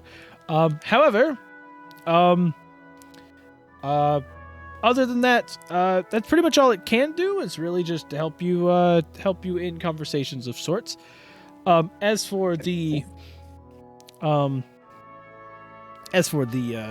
other helmet itself, that one, it was a hard one for people to name for a while, but that one is nicknamed the Helm of Brilliance because it is a very brilliant creation itself. So on it, of course, you see a bunch of gems are all over it and everything. Each of these gems have the capability of casting yourself a spell. Now, as for the power of the spell, the spell itself, I'm not entirely sure, but what they can tell you is that whenever a helmet is considered the Helm of Brilliance, it specifically has these different gems, which are diamonds, rubies, fire opals, and normal opals. And from my knowledge, I know that the fire opal can cast Fireball. Okay. The normal opal can cast Daylight. As for the diamond, I'm not entirely sure, and I believe the ruby can cast some type of fire spell, maybe something like Scorching Ray or like Wall of Fire or something. Not 100% sure on that one. I haven't seen this one been used that much. This particular one, though, has never been used. On the brass one, or the other one? No, The Helm of Brilliance. Yes. So he does, yeah, and you see him like look over and he goes, "I know it's magic for sure, but it has not been tested. I haven't seen it tested, so could have been tested before, but I'm not entirely sure." Right. How much do you say one of these would be price wise? Well, due to the number of gems on this, I mean, I would have to sell this at least for 750 on the Helm of Brilliance. As for the Helm of Telepathy, I could probably lower it down, probably sell it to you maybe for roughly 550 gold pieces. Okay. I will think about that one. Okay. Anything else you're looking for?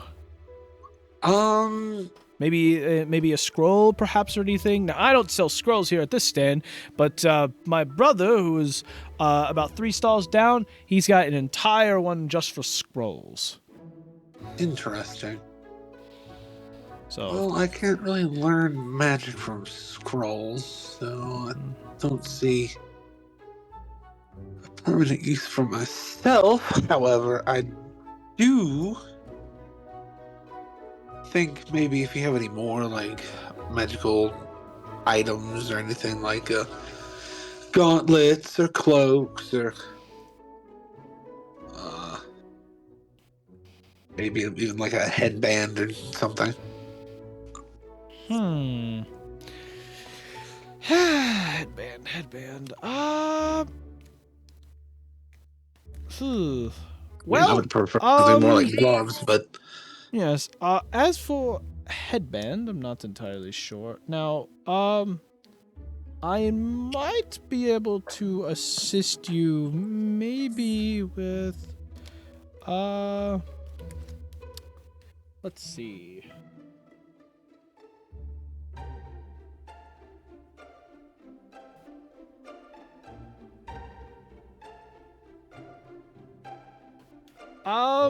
As for any type of headbands or anything, the only thing I can really think of, I do have one circlet here. This one is a circlet that allows you to cast Scorching Ray. interesting. I'll also take that into consideration. Wait, hang on a minute. Making sure I can already cast that. What's that? Well, I'm making sure I can't already cast like Scorching Ray. Well, even so, this gotcha. one would give you a free use of it. Ah, okay. Yeah. Okay. So, I want to think about that one as well. okay.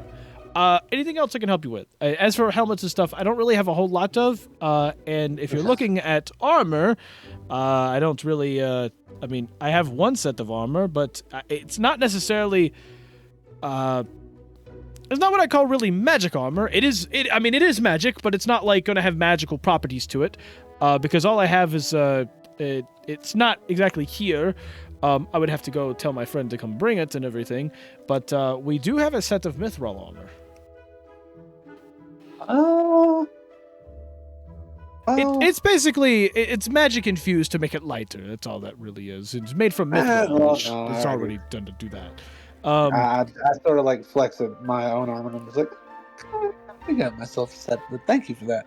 I see. Okay. Well, any gauntlets or anything? Gauntlets? Or bracers or armbands. We can definitely look to see if we can find some of those. And if you don't have any of those, maybe a cloak or something. I'm just looking for anything to help, boost myself in battle. Would be nice.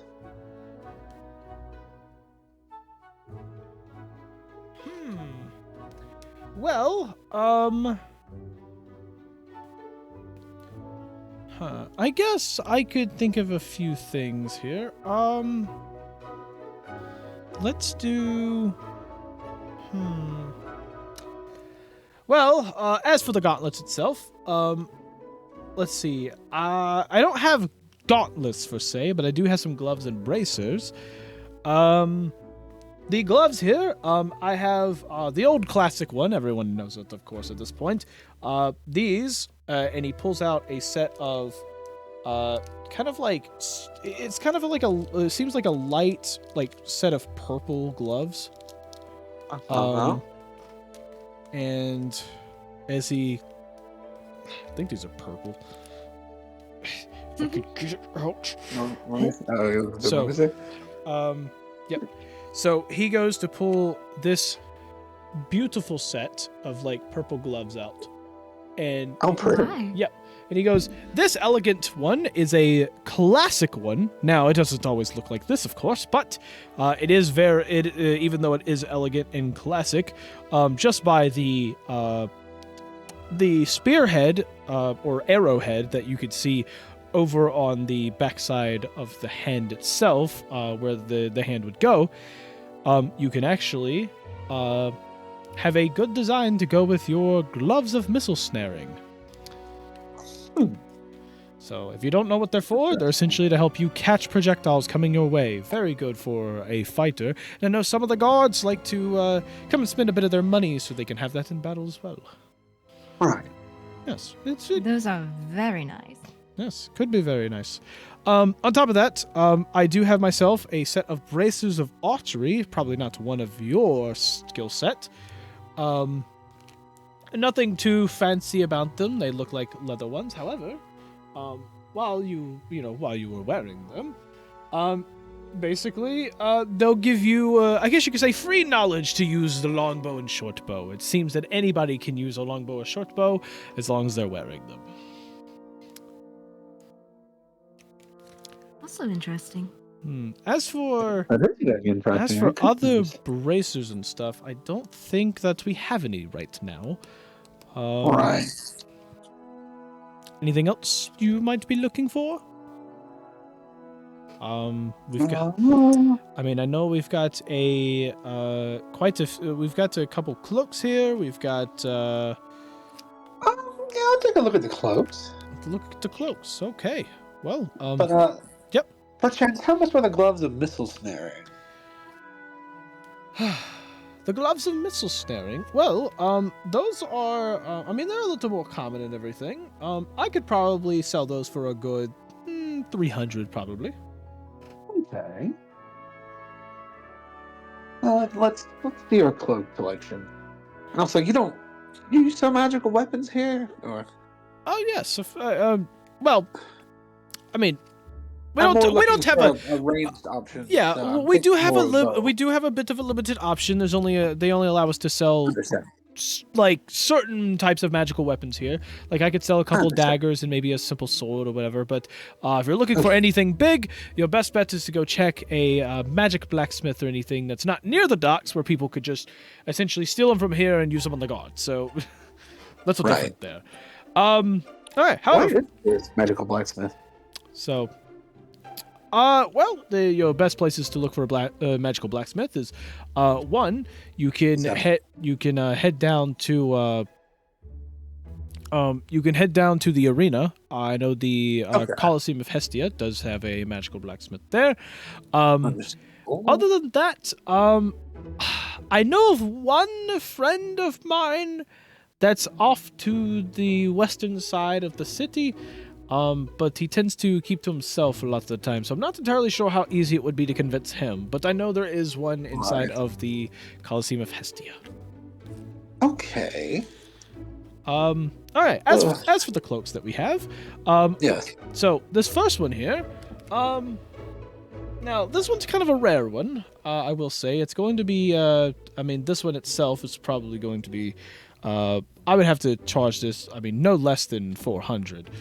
Because this is actually a mantle that helps a little bit with spells, as in being hit by them. I have tested this. I used to every once in a while use this when I was doing my own research. However, basically, every time that, basically spells happen to go wrong or come your way or anything, this thing will actually help you dodge them a lot better. Oh, really? Yes. It is quite nice, I got to say. Someone threw a fireball at me one time by accident, and, this thing kept me from getting scorched. Well, kind of. I mean, it still hurt, but it wasn't as bad. Right. On top of that, I do have a little bit of something in this. Boom! This is another cloak of mine. He pulls up you see a cloak that, like, literally, has, what looks to be the symbol of it looks like the symbol of, like a bat, but, like, resting and hanging upside down on it. And he goes, this here is the cloak of the bat.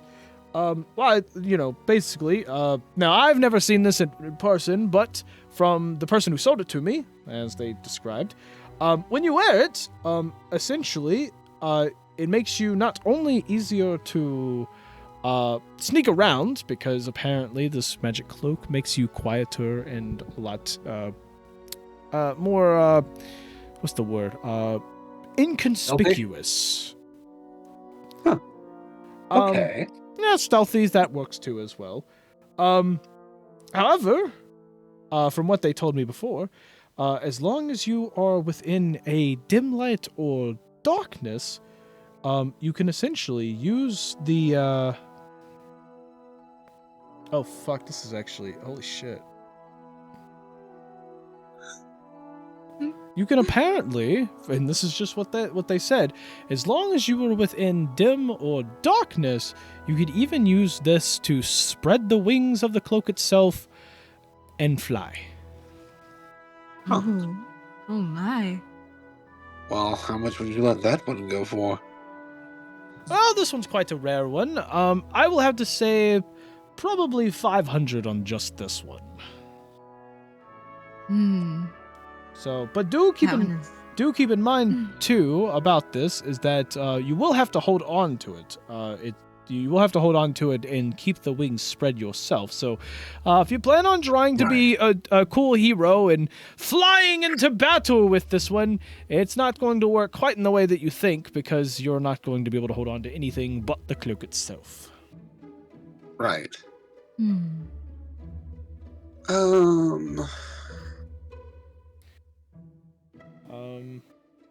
You know what? I think I appreciate your time, but I think I will save up for something else maybe next time. This won't be the last you see of me, though. I will be coming back for something. No, that's fine. And I apologize. I'm just looking for a ranged option where I don't have to cast all of my spells. Looking for a ranged option. Like a bow, crossbow, perhaps even some type of firearm.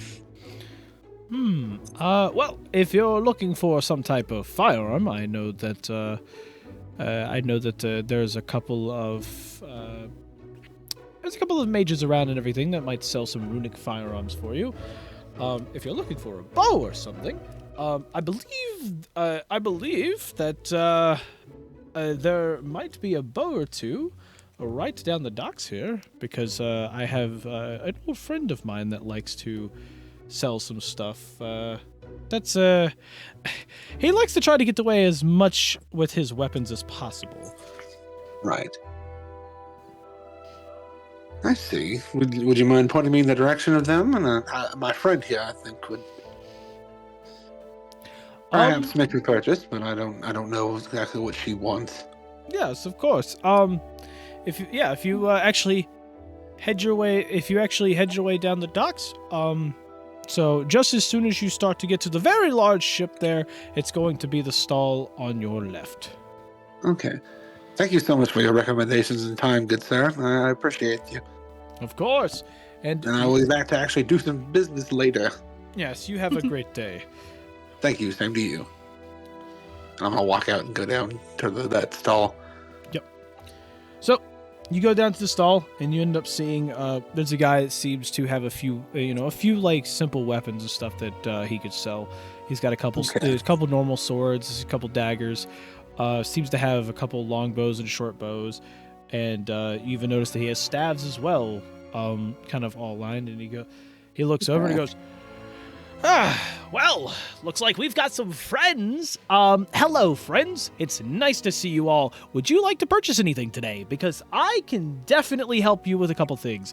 You look like the kind of guy who wants something big, who wants something crazy powerful. Am I right? Yes, I would say you have me right. I'm looking for more of a ranged option, though. Do you have any, like, ranged crossbows, bows, firearms, anything like that? Crossbows and bows. You didn't make me for that kind of type. You know what the type you made me? You made me think of one little thing I have in my stock. This right here. Now this is something cool. And he goes in and he pulls out. He ends up pulling out essentially a rod. And as he pulls it out, he looks at you and he goes, "Now, this may or may not fit your description and everything, but it will be kind of hard to see because it is really skinny." He goes, Okay. This is the Javelin of Lightning. Oh, So, okay. yes, it's a very nice one. When you throw this, you can actually speak a command word with it, and it will literally transform into a bolt of lightning for you. Interesting. And trust me, I have used this once or twice. I've got to say, it is fun. Does But, it return to you anything, or does it just explode?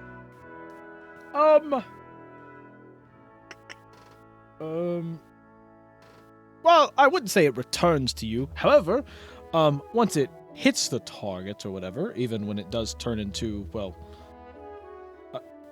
a lightning bolt, it does turn back into the normal javelin after that, so you could go pick it up afterwards.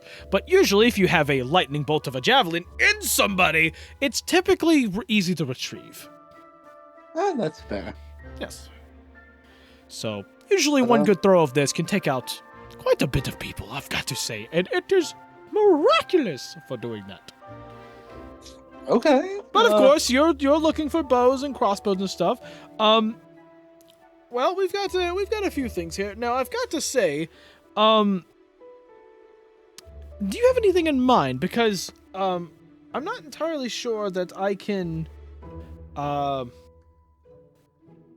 I'm not entirely sure that like me using, or like me selling you a bow or a crossbow is going to be much help unless I know a little more about what you're looking for.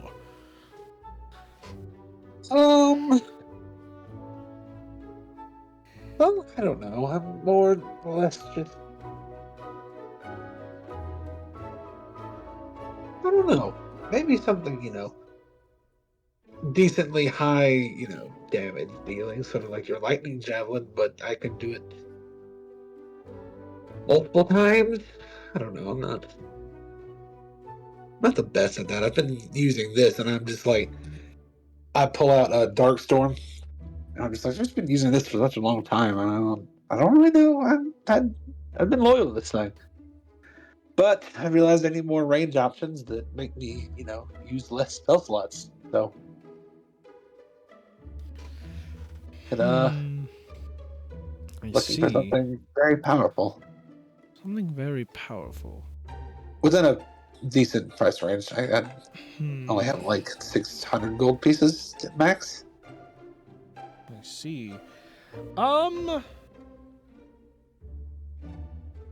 Now, I do have quite a bit of magical arrows that could help you with stuff that you could even fire out of normal ones.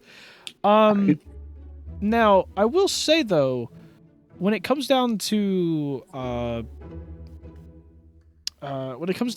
bows, the best thing that might fit your description is quite a little catch that I found myself one time. And he goes in and he grabs he reaches to one of the bows and he pulls out a kind of silver, and it looks like a silver and kind of like brass embroidered bow. And he goes, "This fine little friend of mine is one of which that I won off of a game of cards versus a paladin. Oh. He said that was his Oathsworn bow. Oh. So that Okay. So that bow itself offers a few little things. Number one, from what I can remember off of the research from the bow that I was able to obtain, is that the bow itself allowed you to essentially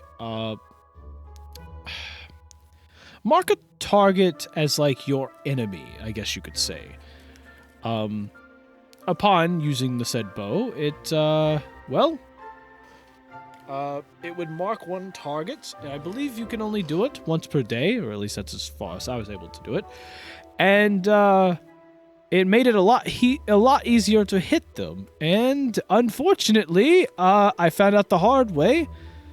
I found out the hard way with that if you can mark yourself if you so wish to. And it makes it, like I said, so much easier to hit that target itself. And it hurts a lot. And I've been shot before. It hurts a lot more.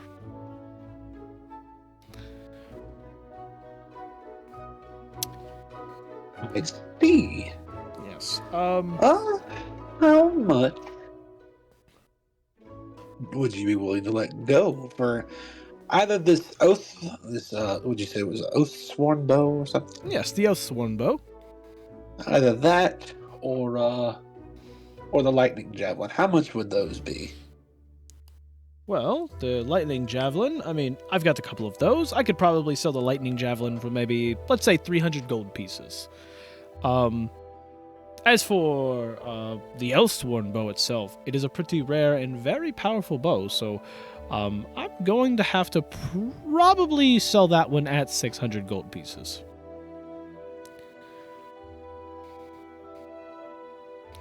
I see. I'm guessing with that, I would be able to use like rune cards and stuff with it. Yeah, you can typically, you can inscribe a weapon if you have the inscription stuff. Okay. That's it. That's if you're trained in inscribing. So, yeah.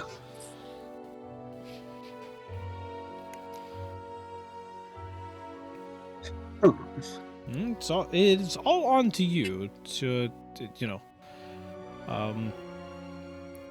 I mean, I do have that, but if you're looking for something just to deal with a certain type of enemy, maybe you just hate the undead, I know that some people really do, or maybe you just absolutely hate everything goblin. I do have some arrows to take down a few different types of creatures as well. Matter of fact, I'm not very fond of I'm not very fond of a few people, if you know what I mean. And he puts up an arrow and he goes, "This one can take out a few humans very well." But I know you don't seem like the worst person in the world, so I'm not going to tell you to get an arrow that's going to kill people. But what I can tell you is that you could probably find a good selection of arrows that can help you with stuff as well. And these arrows, quite literally, never break. Well, at least I've not managed to break them. I mean, you probably could just break it over your knee, but you never know.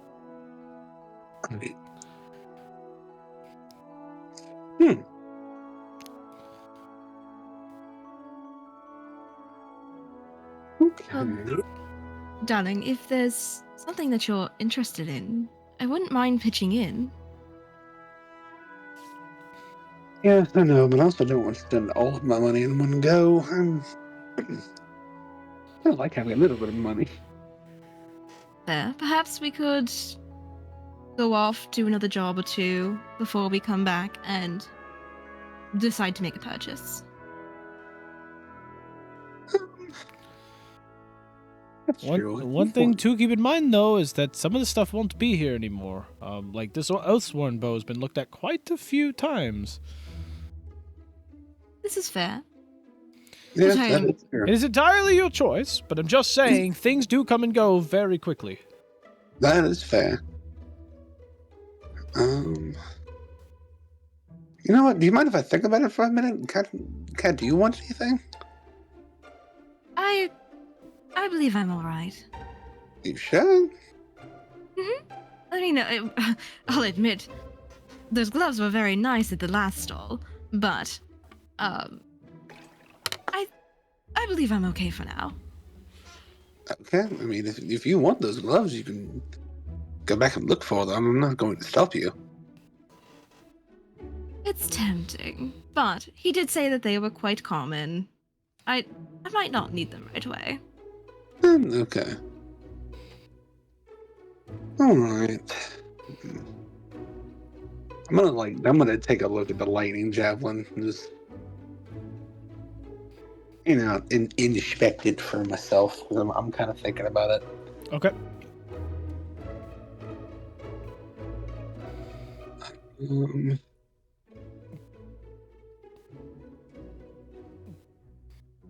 Yeah, I so do- literally, like, you just throw it at your enemies, and it's just like, You throw it and speak a command word, and it forms literally into a lightning bolt that fires lightning Okay. bolt. I do Oh. wonder if you could perhaps get that enchanted to return to you. actually.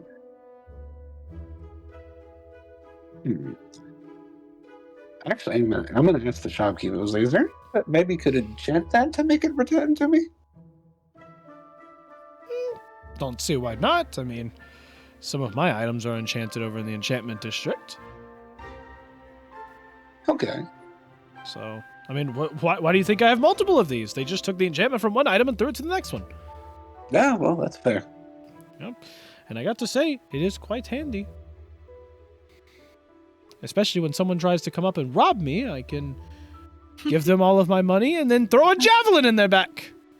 Yeah, that is fair. I like the way you think. You know what? Actually, another good question. How far do you think someone could throw this javelin?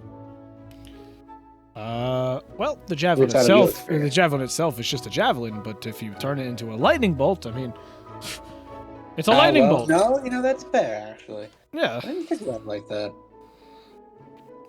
If you throw it and speak its command word, it turns into a lightning bolt. I mean, I don't know what else I have to yeah. tell you other than it's a lightning bolt. Yeah, well, no, I mean, that's simple. I know I'm asking a lot of dumb questions. I'm just making sure I'm getting the most bang for my buck here. Yes, completely understandable. But if you're not giving me a buck for your bang, well, Very true. I will have to ask you to please purchase something, or please move out the way from my other customers. Darling, may I ask, and looking at the shopkeep, are you in need of someone to do a job for you? And if we do, would you potentially be willing to lower the price a little bit more as a reward? Roll persuasion. Okay. Yeah,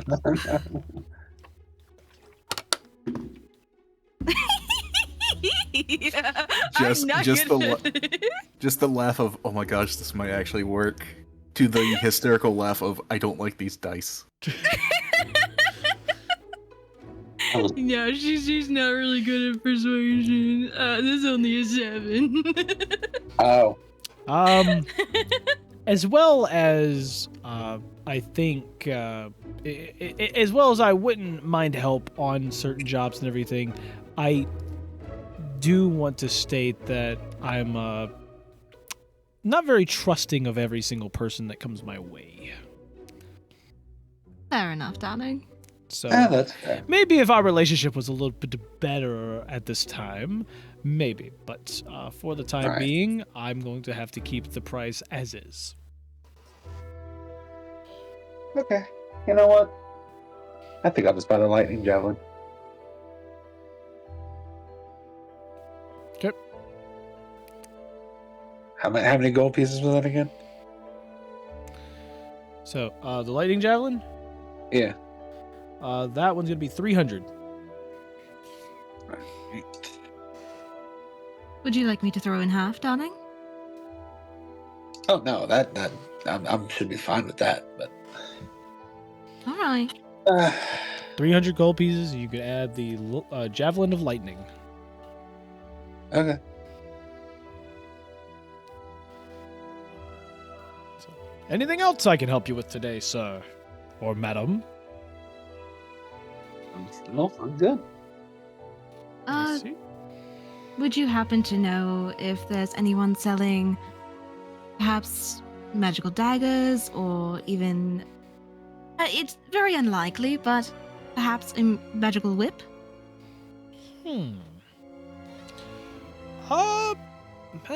Magic whip. No, I can help you on the daggers part. As for the whip,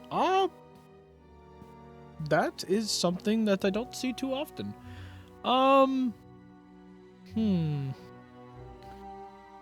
That is a yeah. Now I think about it, I do know that there are whips that can be enchanted and everything. Just haven't come across them that much. So unfortunately, I can't really help you. Maybe if you head to a stables, maybe you could ask them where they purchased some of theirs, because I know some of the stables around actually do use magical whips and everything, but they're mostly meant to calm, I guess, calm the animals. Of course, if you're using a whip on an animal or whatever, it's not exactly the most pleasant experience for them, but sometimes you can have it to calm them down or whatever. Yes. As for that, I'm not entirely sure. It's not very common for people to use whips. That's also fair.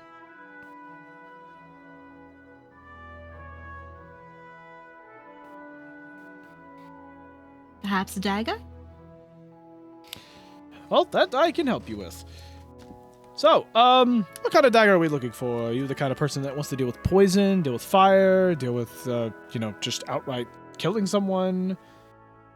Let's see, because I have quite a rare little specimen here. This is a dagger that applies a little bit of venom to your attacks.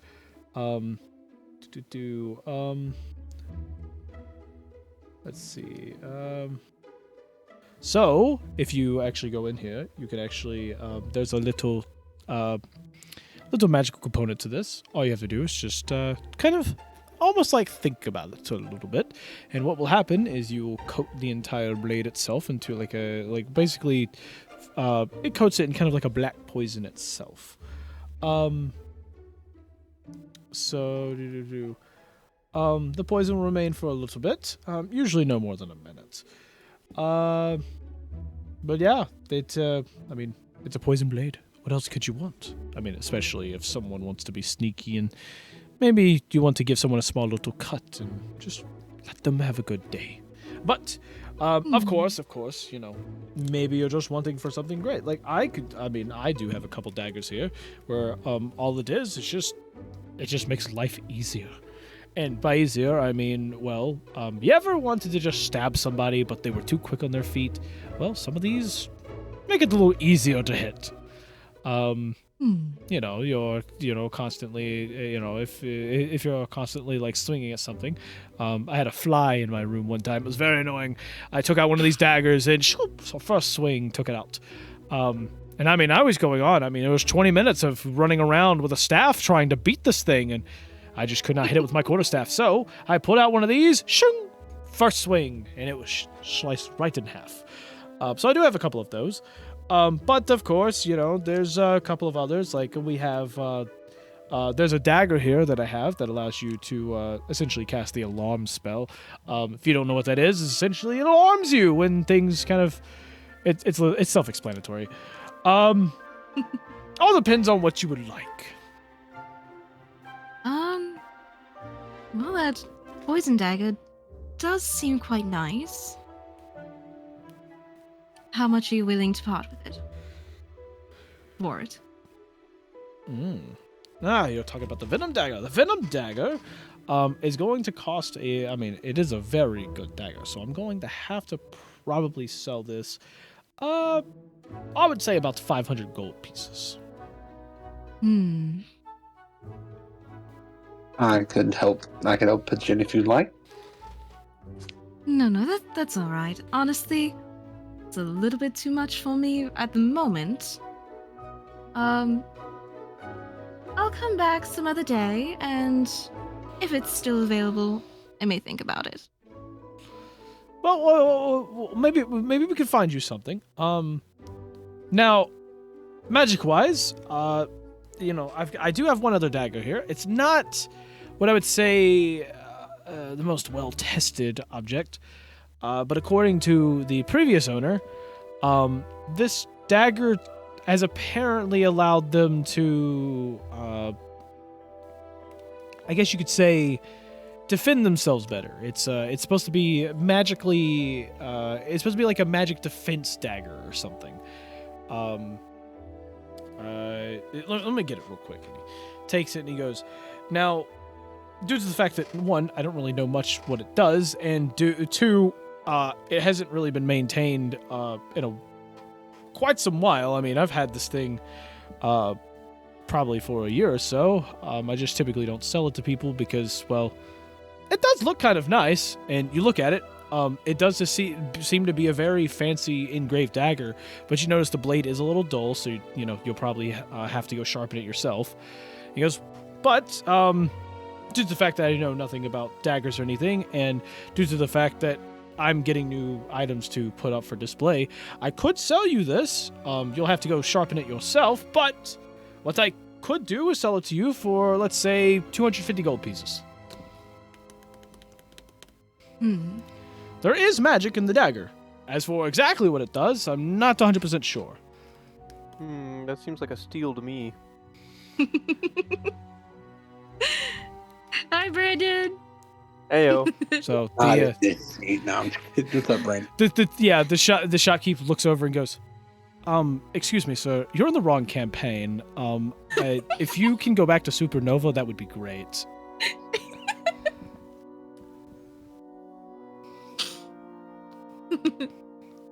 I had something in my head before. Oh, right. Okay. Well, darling, you see, the other stall over there was selling some very, very, very tempting gloves, which could also help with protection and defense. And I think I would be more so willing to spend my gold over there than on this dagger. I mean, how much were they selling that for? About 300 gold. And this is 50 gold pieces cheaper. Correct, but I do feel like those gloves may come in handy a little bit more. If that is how you feel, I could sell it for 200. I'm willing to do 200. So, 200 it is?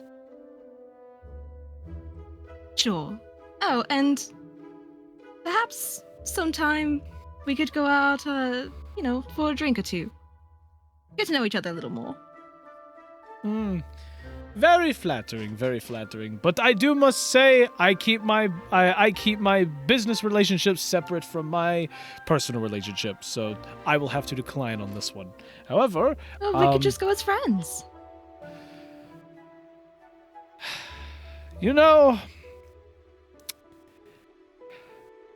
It is very tempting, but I will have to decline this once. Not looking for a prostitute right now. Oh my god! Not really down for a rise, are you? Necromancy jokes. Oh my god! Jeez. Hit him with the ball. Why don't you? I mean, come on.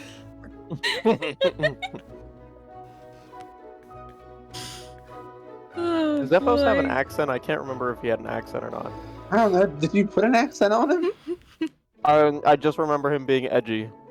I was about to say, my brother in Christ, he made the character. He just walks in, it's like, I don't think he's looking for a prostitute at this time. yeah, that's actually, I think, what the voice was. No, I imagine he just walked in. G'day, mate! No. Zephyr just doesn't stick to an accent. He just goes everywhere.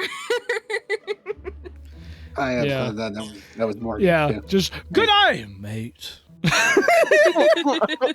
Just Australian, like, Batman type thing. G'day, mate. Oh dear. Okay. I'm gonna hand over the 200. And you take the dagger. Yes. Well, So this dagger will require attunement. When you attune to it, I'll Okay. tell you what it does. Okay. What's it called? Call it the dagger of defense or something like that. Okay. it's a custom weapon, isn't it? Look, it's not like I have a whole. I literally have one dagger in this entire thing. Bro, that. I don't care. That's what Darkstorm is. It's a custom weapon. That's true. Yeah, a lot of the. Like custom weapons. I mean, Ugg's bow is a custom weapon. I didn't even have this book back then. Yeah. That's true. I think I could make my least I have javelin a it hex now. weapon, so I can But probably. at least I have free this some cool myself. dragon book. Dragon these nuts. Dragon these nuts. Across your mother. Okay. So, any more shopping? Your mother. No, I'm good. The, yeah. the only other shopping. Morgan gets back and he has another shopping episode. Well, let's go. Let's go. Okay. On to the next scene. Okay. So, yeah, so y'all start heading back. Everybody buys, ends up getting tarot cards and everything. Brandon, so basically they bought a house. The house, are you, yes, you're in Foundry now. Okay, so the house itself is this big old house, at the eastern side in the college district of Hestia. If you can see it on the map. Yep. So it's that house there. Basically, the house itself is big enough to fit all of you. Plus, you have like one extra room essentially. Inside of it and everything. A couple of you are gonna have to share some bathrooms. There's only 2 bathrooms for all of you. And then there's a huge like kitchen area itself.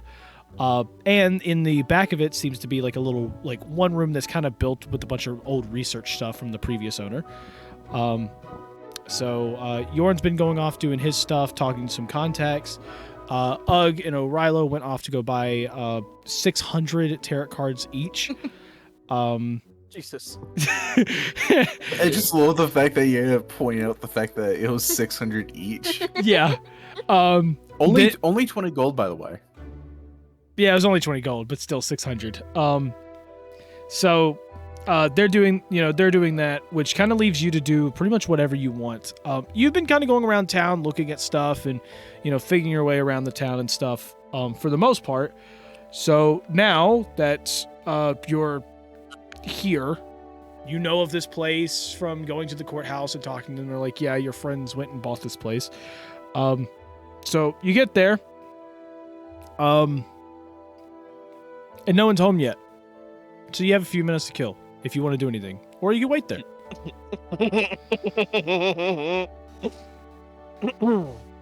Gonna pull pranks on all of us. I'm gonna go to the backyard, and I'm just gonna start digging holes.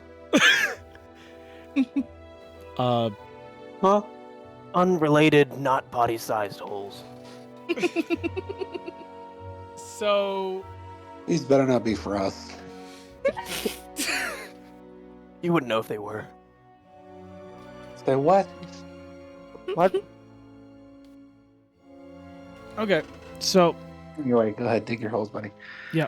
you go right behind the house. You're not even sure if you're really on your property or not, considering all the buildings around you are also part of the College of Hestia. And you're sitting there, digging holes and everything, kind of just around your house. And the party one by one starts to return. Before they return, I want to put dirt at each of their doors. You get, like guest inside? rooms. No, just like at the doors of their rooms. So inside the house. Inside. Yeah. Okay. Just a little bit of Do you dirt, want to though. put the dirt inside? No, I want to put them by the doors. So you want to put them inside? Yes. No. Yes. Okay. So yeah, and one by one, as each of you return, to your, you find a little bit of dirt in front of each of your doors.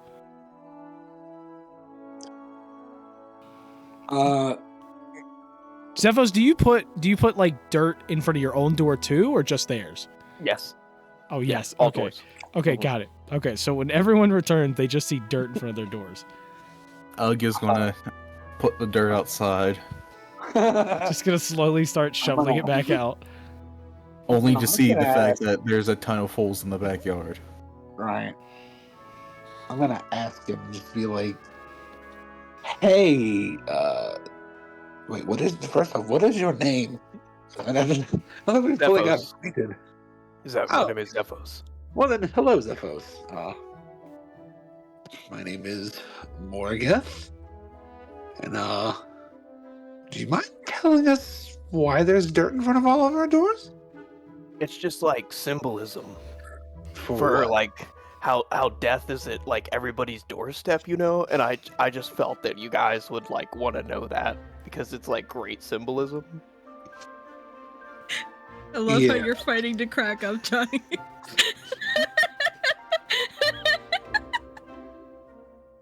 Yes.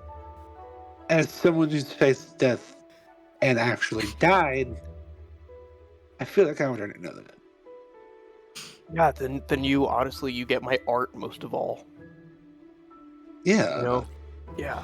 I feel like you get me, man. You get me. And then,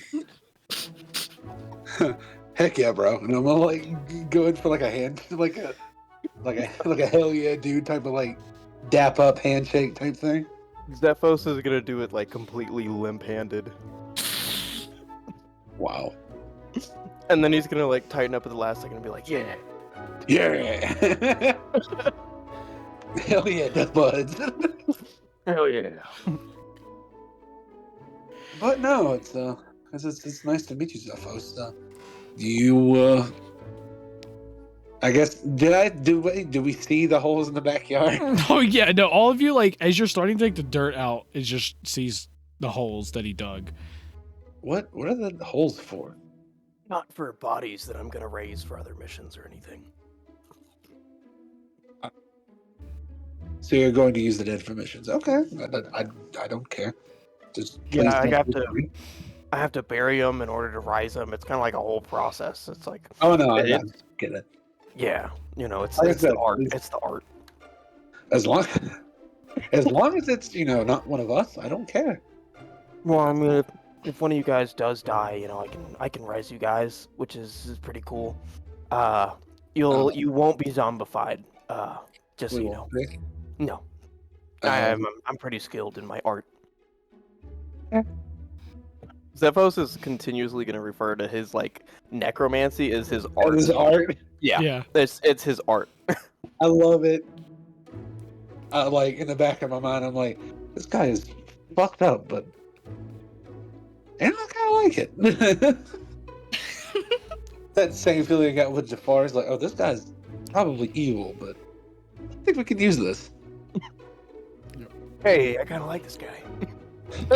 So as you're talking, He's edgy. I like this one. yeah, so as you're talking, you just all of a sudden hear from inside just, why is there dirt in front of my door? You wanted art or something, right? You wouldn't get it. He's almost died before. So, and all of a sudden, Say, like, all of a sudden quietly, you see the door thrown open, and then just a gust of wind just whoosh, it just starts throwing all the dirt on, like just all over the front lawn, and he goes, Aw. not my problem, and he shuts the door and just goes back in.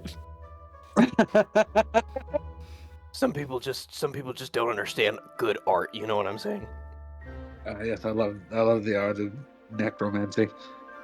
Yeah, it's beautiful. Yep. I feel like in order to really live, you have to die. You know. Oh, don't I know it?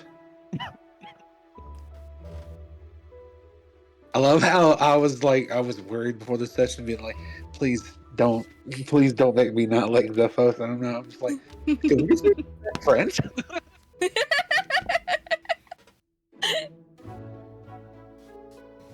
But yeah, heck yeah, bro. I mean, if there's some evildoers, we could probably, find a way to sneak out some dead bodies if we have to kill anybody. Yeah, I'm totally against killing. And Zephos is gonna like wink at you. Yeah, well, I was like, yeah, and I wink my eye back, but I'm like, I'm not against killing. Just let's not kill like a random child or something. Well, let's not go that far. Yeah, it's, they just sleep. It's just they're just going to sleep. Just forever sleep. Yeah. I don't see why people are so like upset about it. I don't know. This isn't really permanent for me, realistically. Like I kind of fuddle the lines all the time. I'm just sitting here like, okay, he's gonna take it too far, but you know what? I think we can still work with this.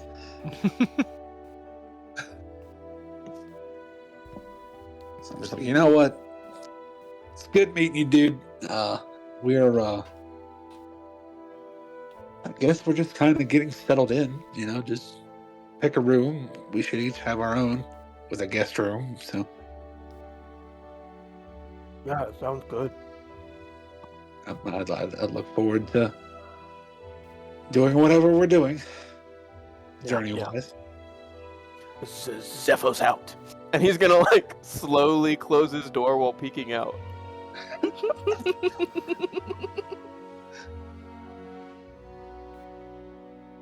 Okay. So you move on. You all come back and start resting a little bit. And you finally meet up, around dinner time and everything. You all sitting at the table enjoying a nice meal. And of course, Yorn is going through his book once again, but it seems that he also has a list of papers off to the side that he is constantly writing through. Huh. Is that more bookmark paper, or is that research, or? Zephos is gonna draw a dead stick figure at the bottom of one of his pages. Okay. No, this is just getting stuff together. So, while you were all off doing your grand adventures of the day, I was also doing mine. It's been a long day, but I was able to. I managed to get a couple things done. Met up some old friends. Some of them are, in fact, I guess you could say apothecary workers. I see. However, they don't really like having the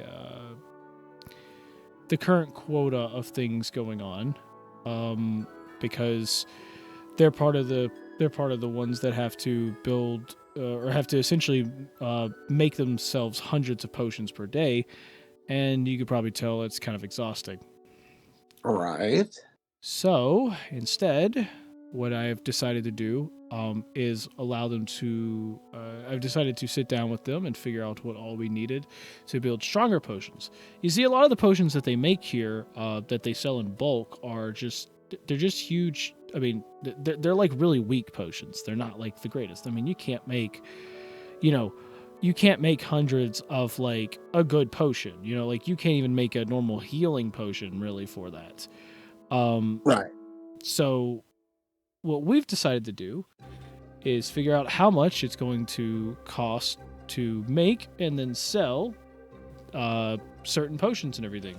So what we've decided to do is come up with a way to generate money by essentially allowing them to use some of our funds to get them started, and they'll basically make potions to generate a profit, which means that if it's all said and done, they should have enough money to essentially pay us for supplying the materials for them, which I've already aligned somebody up to do all of that.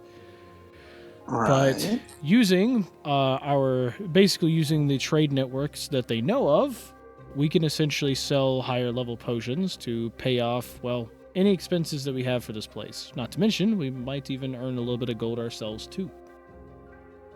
Well, sounds like a great business venture. There's just one problem. Oh boy. Not enough death. Oh, No. sorry. Probably a different reason. That's my bad. Okay. The problem is that we're going to need to accumulate to get this started. We're probably going to have to accumulate somewhere around 300 gold pieces. Okay. Because we're going to have to buy, one, we're going to have to be able to pay them for their work. Number two, buy the materials for said potions. And then from there, the profit should just keep it going for a while. But also, part of the payment too is because, I mean, think of it this way. If we're off adventuring and stuff, we can't really take charge of the trade networks and everything. So if we have someone taking care of the trade network, it's like, okay, well, that's great. But since they already know all the trade network stuff, I mean, wouldn't they just take over from there and not give us anything? Yeah. So part of the payment there is to keep them from doing that. And also because, well, not only is it going to keep them hush-hush, but it's also going to be paying off some other people that if they attempt to do this, we at least have someone to contact to be like, hey, they're doing this. And Right. yeah. Zephos is definitely following right now. Long story short, we need 300 gold pieces to get this started. Well, I would be willing to pitch in a little bit. But I do suggest we try and find a job soon. Something to earn us some more money. Zephos only has 57 gold pieces. So, well, Yeah, that true. is another thing. Materials-wise, the materials alone are going to be 200 of the 300 gold pieces. Now we could go off and pay 300 gold pieces to go buy a bunch of materials from the suppliers, or we can go to the suppliers directly ourselves and take it. Now, do keep in mind, we don't work for the college, and they have all the good suppliers. So the only ones we're left with are the ones that give us the increased price, and we're paying double what it's usually worth, aka we're dealing with smugglers. Oh, great. And I as see. in materials, it's definitely not dead bodies, right? Because if you need those, I can get some. I know a guy. You know that? Is he a mortician? And then just He like may or may and then not just be a turns over to mortician. you. He just turns over to you. Oh Wait, what did you say, Zephos? I said I know a guy who to get dead bodies. Please tell me it's a legal mortician and not. Who wouldn't you like to know, Weather Boy?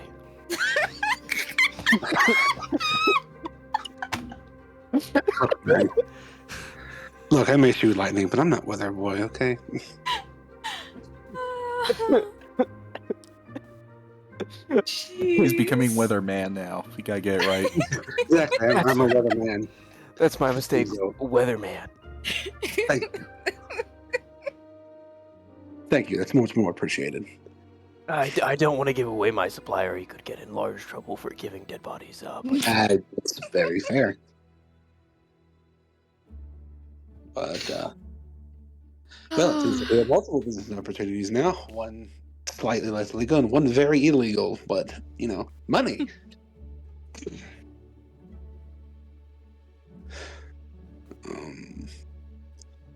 Egality is just a form of art. Yes, I know. We're going to have to stick it to the man with that one, I guess. I didn't do much artistic work, but Yeah, I mean, you kind of got the point, so it's all good. well, I mean, in your field, I've done a little bit of artistic work, but yeah. Oh, what have you done? I look at an Rilo and I'm just like, I did a good amount.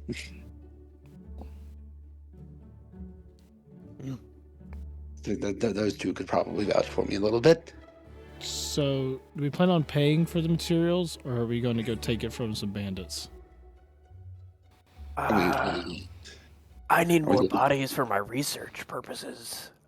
So let's go take it from some bandits. I mean, yeah, we wouldn't be, getting rid of multiple smuggling rings. Yeah, and if they just happen to die, they just happen to die. Like, unrelated. Gosh, stop asking questions. I'm quite fine with that. Plus, then, maybe we can start our own little ring of smuggling supplies. Don't kid yourself. None of us are smart enough for that. That's true. Maybe O'Rilo, but I was about to say, O'Rilo may get a stroke of genius every now and again. That's true. That's true. If it's anything like his gambling game. I just want to create a farm with like an underground like smuggling system. Oh my god. Dude, it's what farm did he say? What farm did you say we were gonna start, O'Rilo? I can't remember. We should have. Types you of know what? farms. Say what? O'Rilo would just be like, "There's types of farms." You know, I don't know. we should. What do you have to we- say, O'Rilo? What type of farm do you want to start?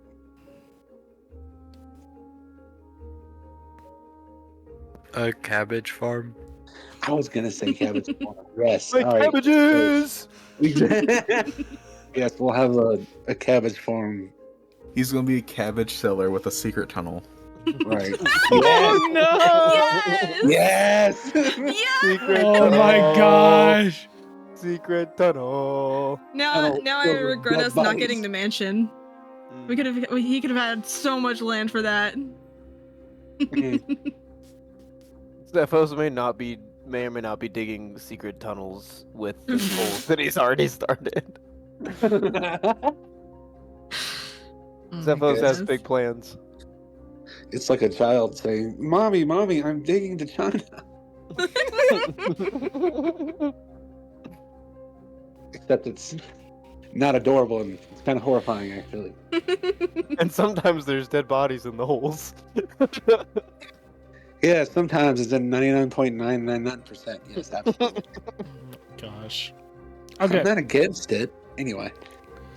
so we've got our plan. We're gonna go meet with them and just convince them to give us the stuff. Yeah, either convince Right. them or, Convince them one way or another. yeah. Convince them, intimidate them, and if that doesn't work, then We're gonna put him to sleep real good. we're going to knock them out, as they say. Sleepy time. Yes. I just thought about something. Yeah. I just imagine that Zephos is going to like plant the zombies in the ground with like their heads sticking up, and O'Rilo's going to think it's like a cabbage patch and it's going to start like watering them. Oh no! Ooh, cabbages! Is that a cabbage? I've always wanted a cabbage farm. Meanwhile, At you least just it's not. hear- At least it's not the zombies from The Last of Us. I mean, they do kind of look like cabbages. Oh my god!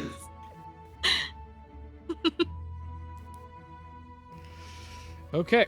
Well, Anyway, go ahead. I'm sorry. well, if that's the case, I guess it's settled. Tomorrow we will sit down. We'll discuss our plan, and I guess we'll head out to. I guess go meet with these bandits. Yeah. And honestly, if the guards show up, we could just say we were dismantling a smuggling ring. This would be great for us. I don't think that'll quite work, but Why? Because they paid off the guards? okay, one, maybe that, but also typically guards don't like it when you do the police work for them Oh, well, you know. because you're technically citizen, but like citizen with, you know. Well, we're just, citizens arresting them. Yeah, but I don't think citizen's arrest applies to murder. Well, we'll just claim it's self-defense. So. Would they feel better if we brought them back like half dead and then healed them up and then released them so that they could chase them We themselves? just go around, we kill them all, and just cast Revivify on all of them. Oh my goodness. You know what? You guys do it your way, but I'm just saying if it comes down to it, it's probably best to run. Okay, that's fine. I feel like we're mostly just, joking around. We're not actually going to try to kill anyone.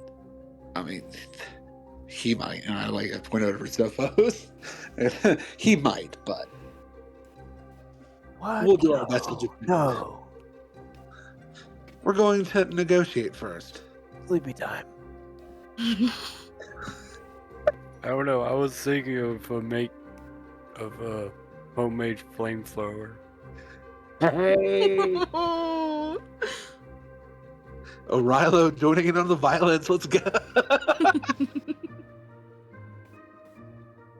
The cabbages grow so well because they're watered with blood. The cabbage is grown from the dead bodies under the ground. The farm has blood, sweat, and tears, but whose blood you'll never know. Right. Zephos knows. Okay. Well, Yeah. that's all.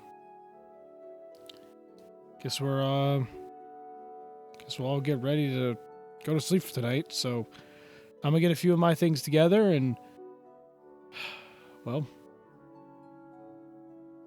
I don't know. Good luck to us. Yeah. Good luck to us, indeed. See him I'm get sure up. we'll be fine. You see him get up. He grabs his book and everything, and he goes, "I'm gonna go spend a few minutes in the research lab before I fall asleep. Okay. Good night." Trying not to fall asleep in the research lab, my friend. But good night. Night, darling.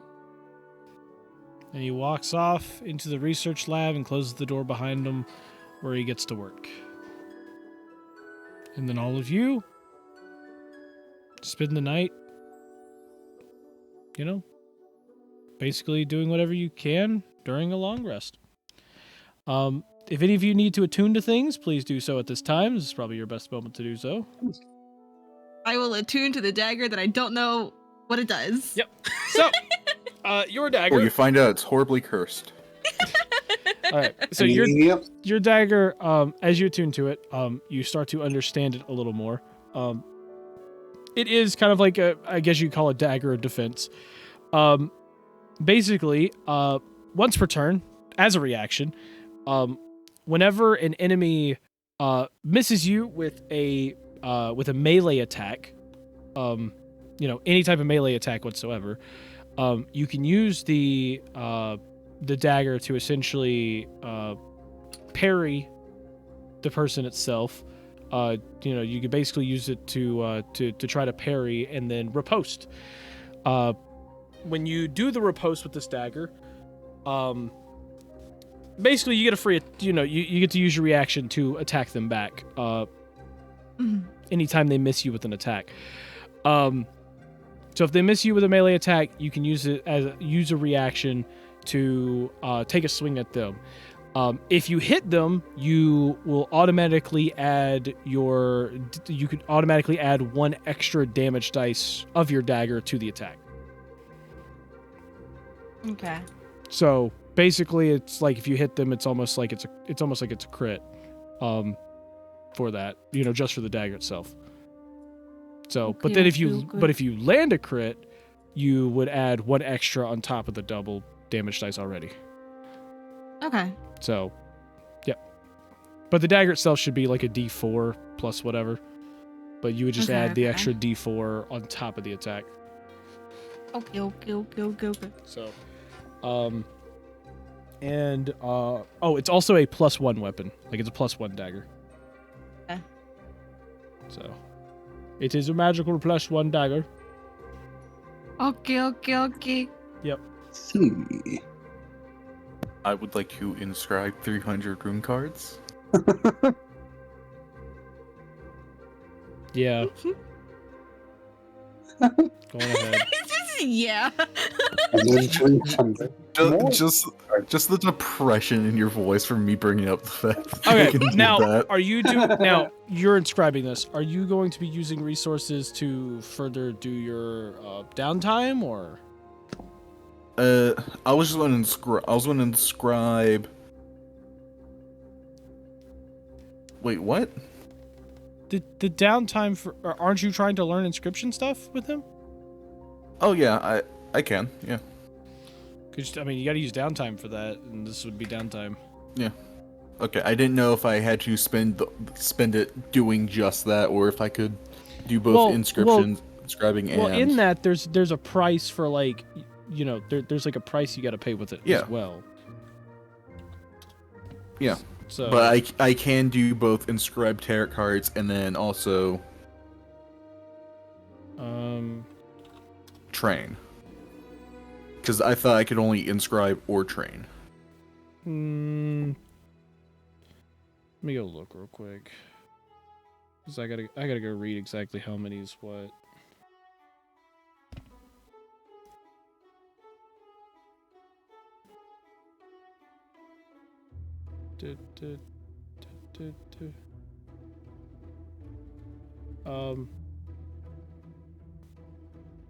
Because as untrained, you can do 360 is anybody else tarot cards. Is anybody else doing attunement stuff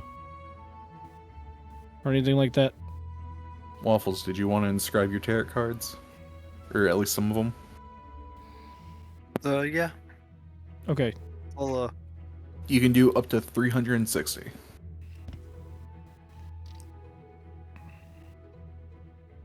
I'll inscribe 300. Okay. Of them to be fire cards. Okay, so 300 to be fire cards. This man's really wanting to use Betsy. Yeah, I'm going to be doing a mixture of earth, air, and lightning. So.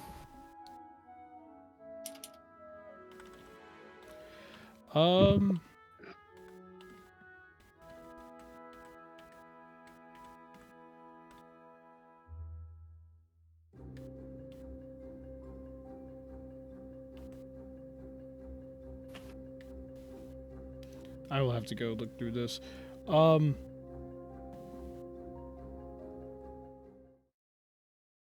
right, well, yep, that's it.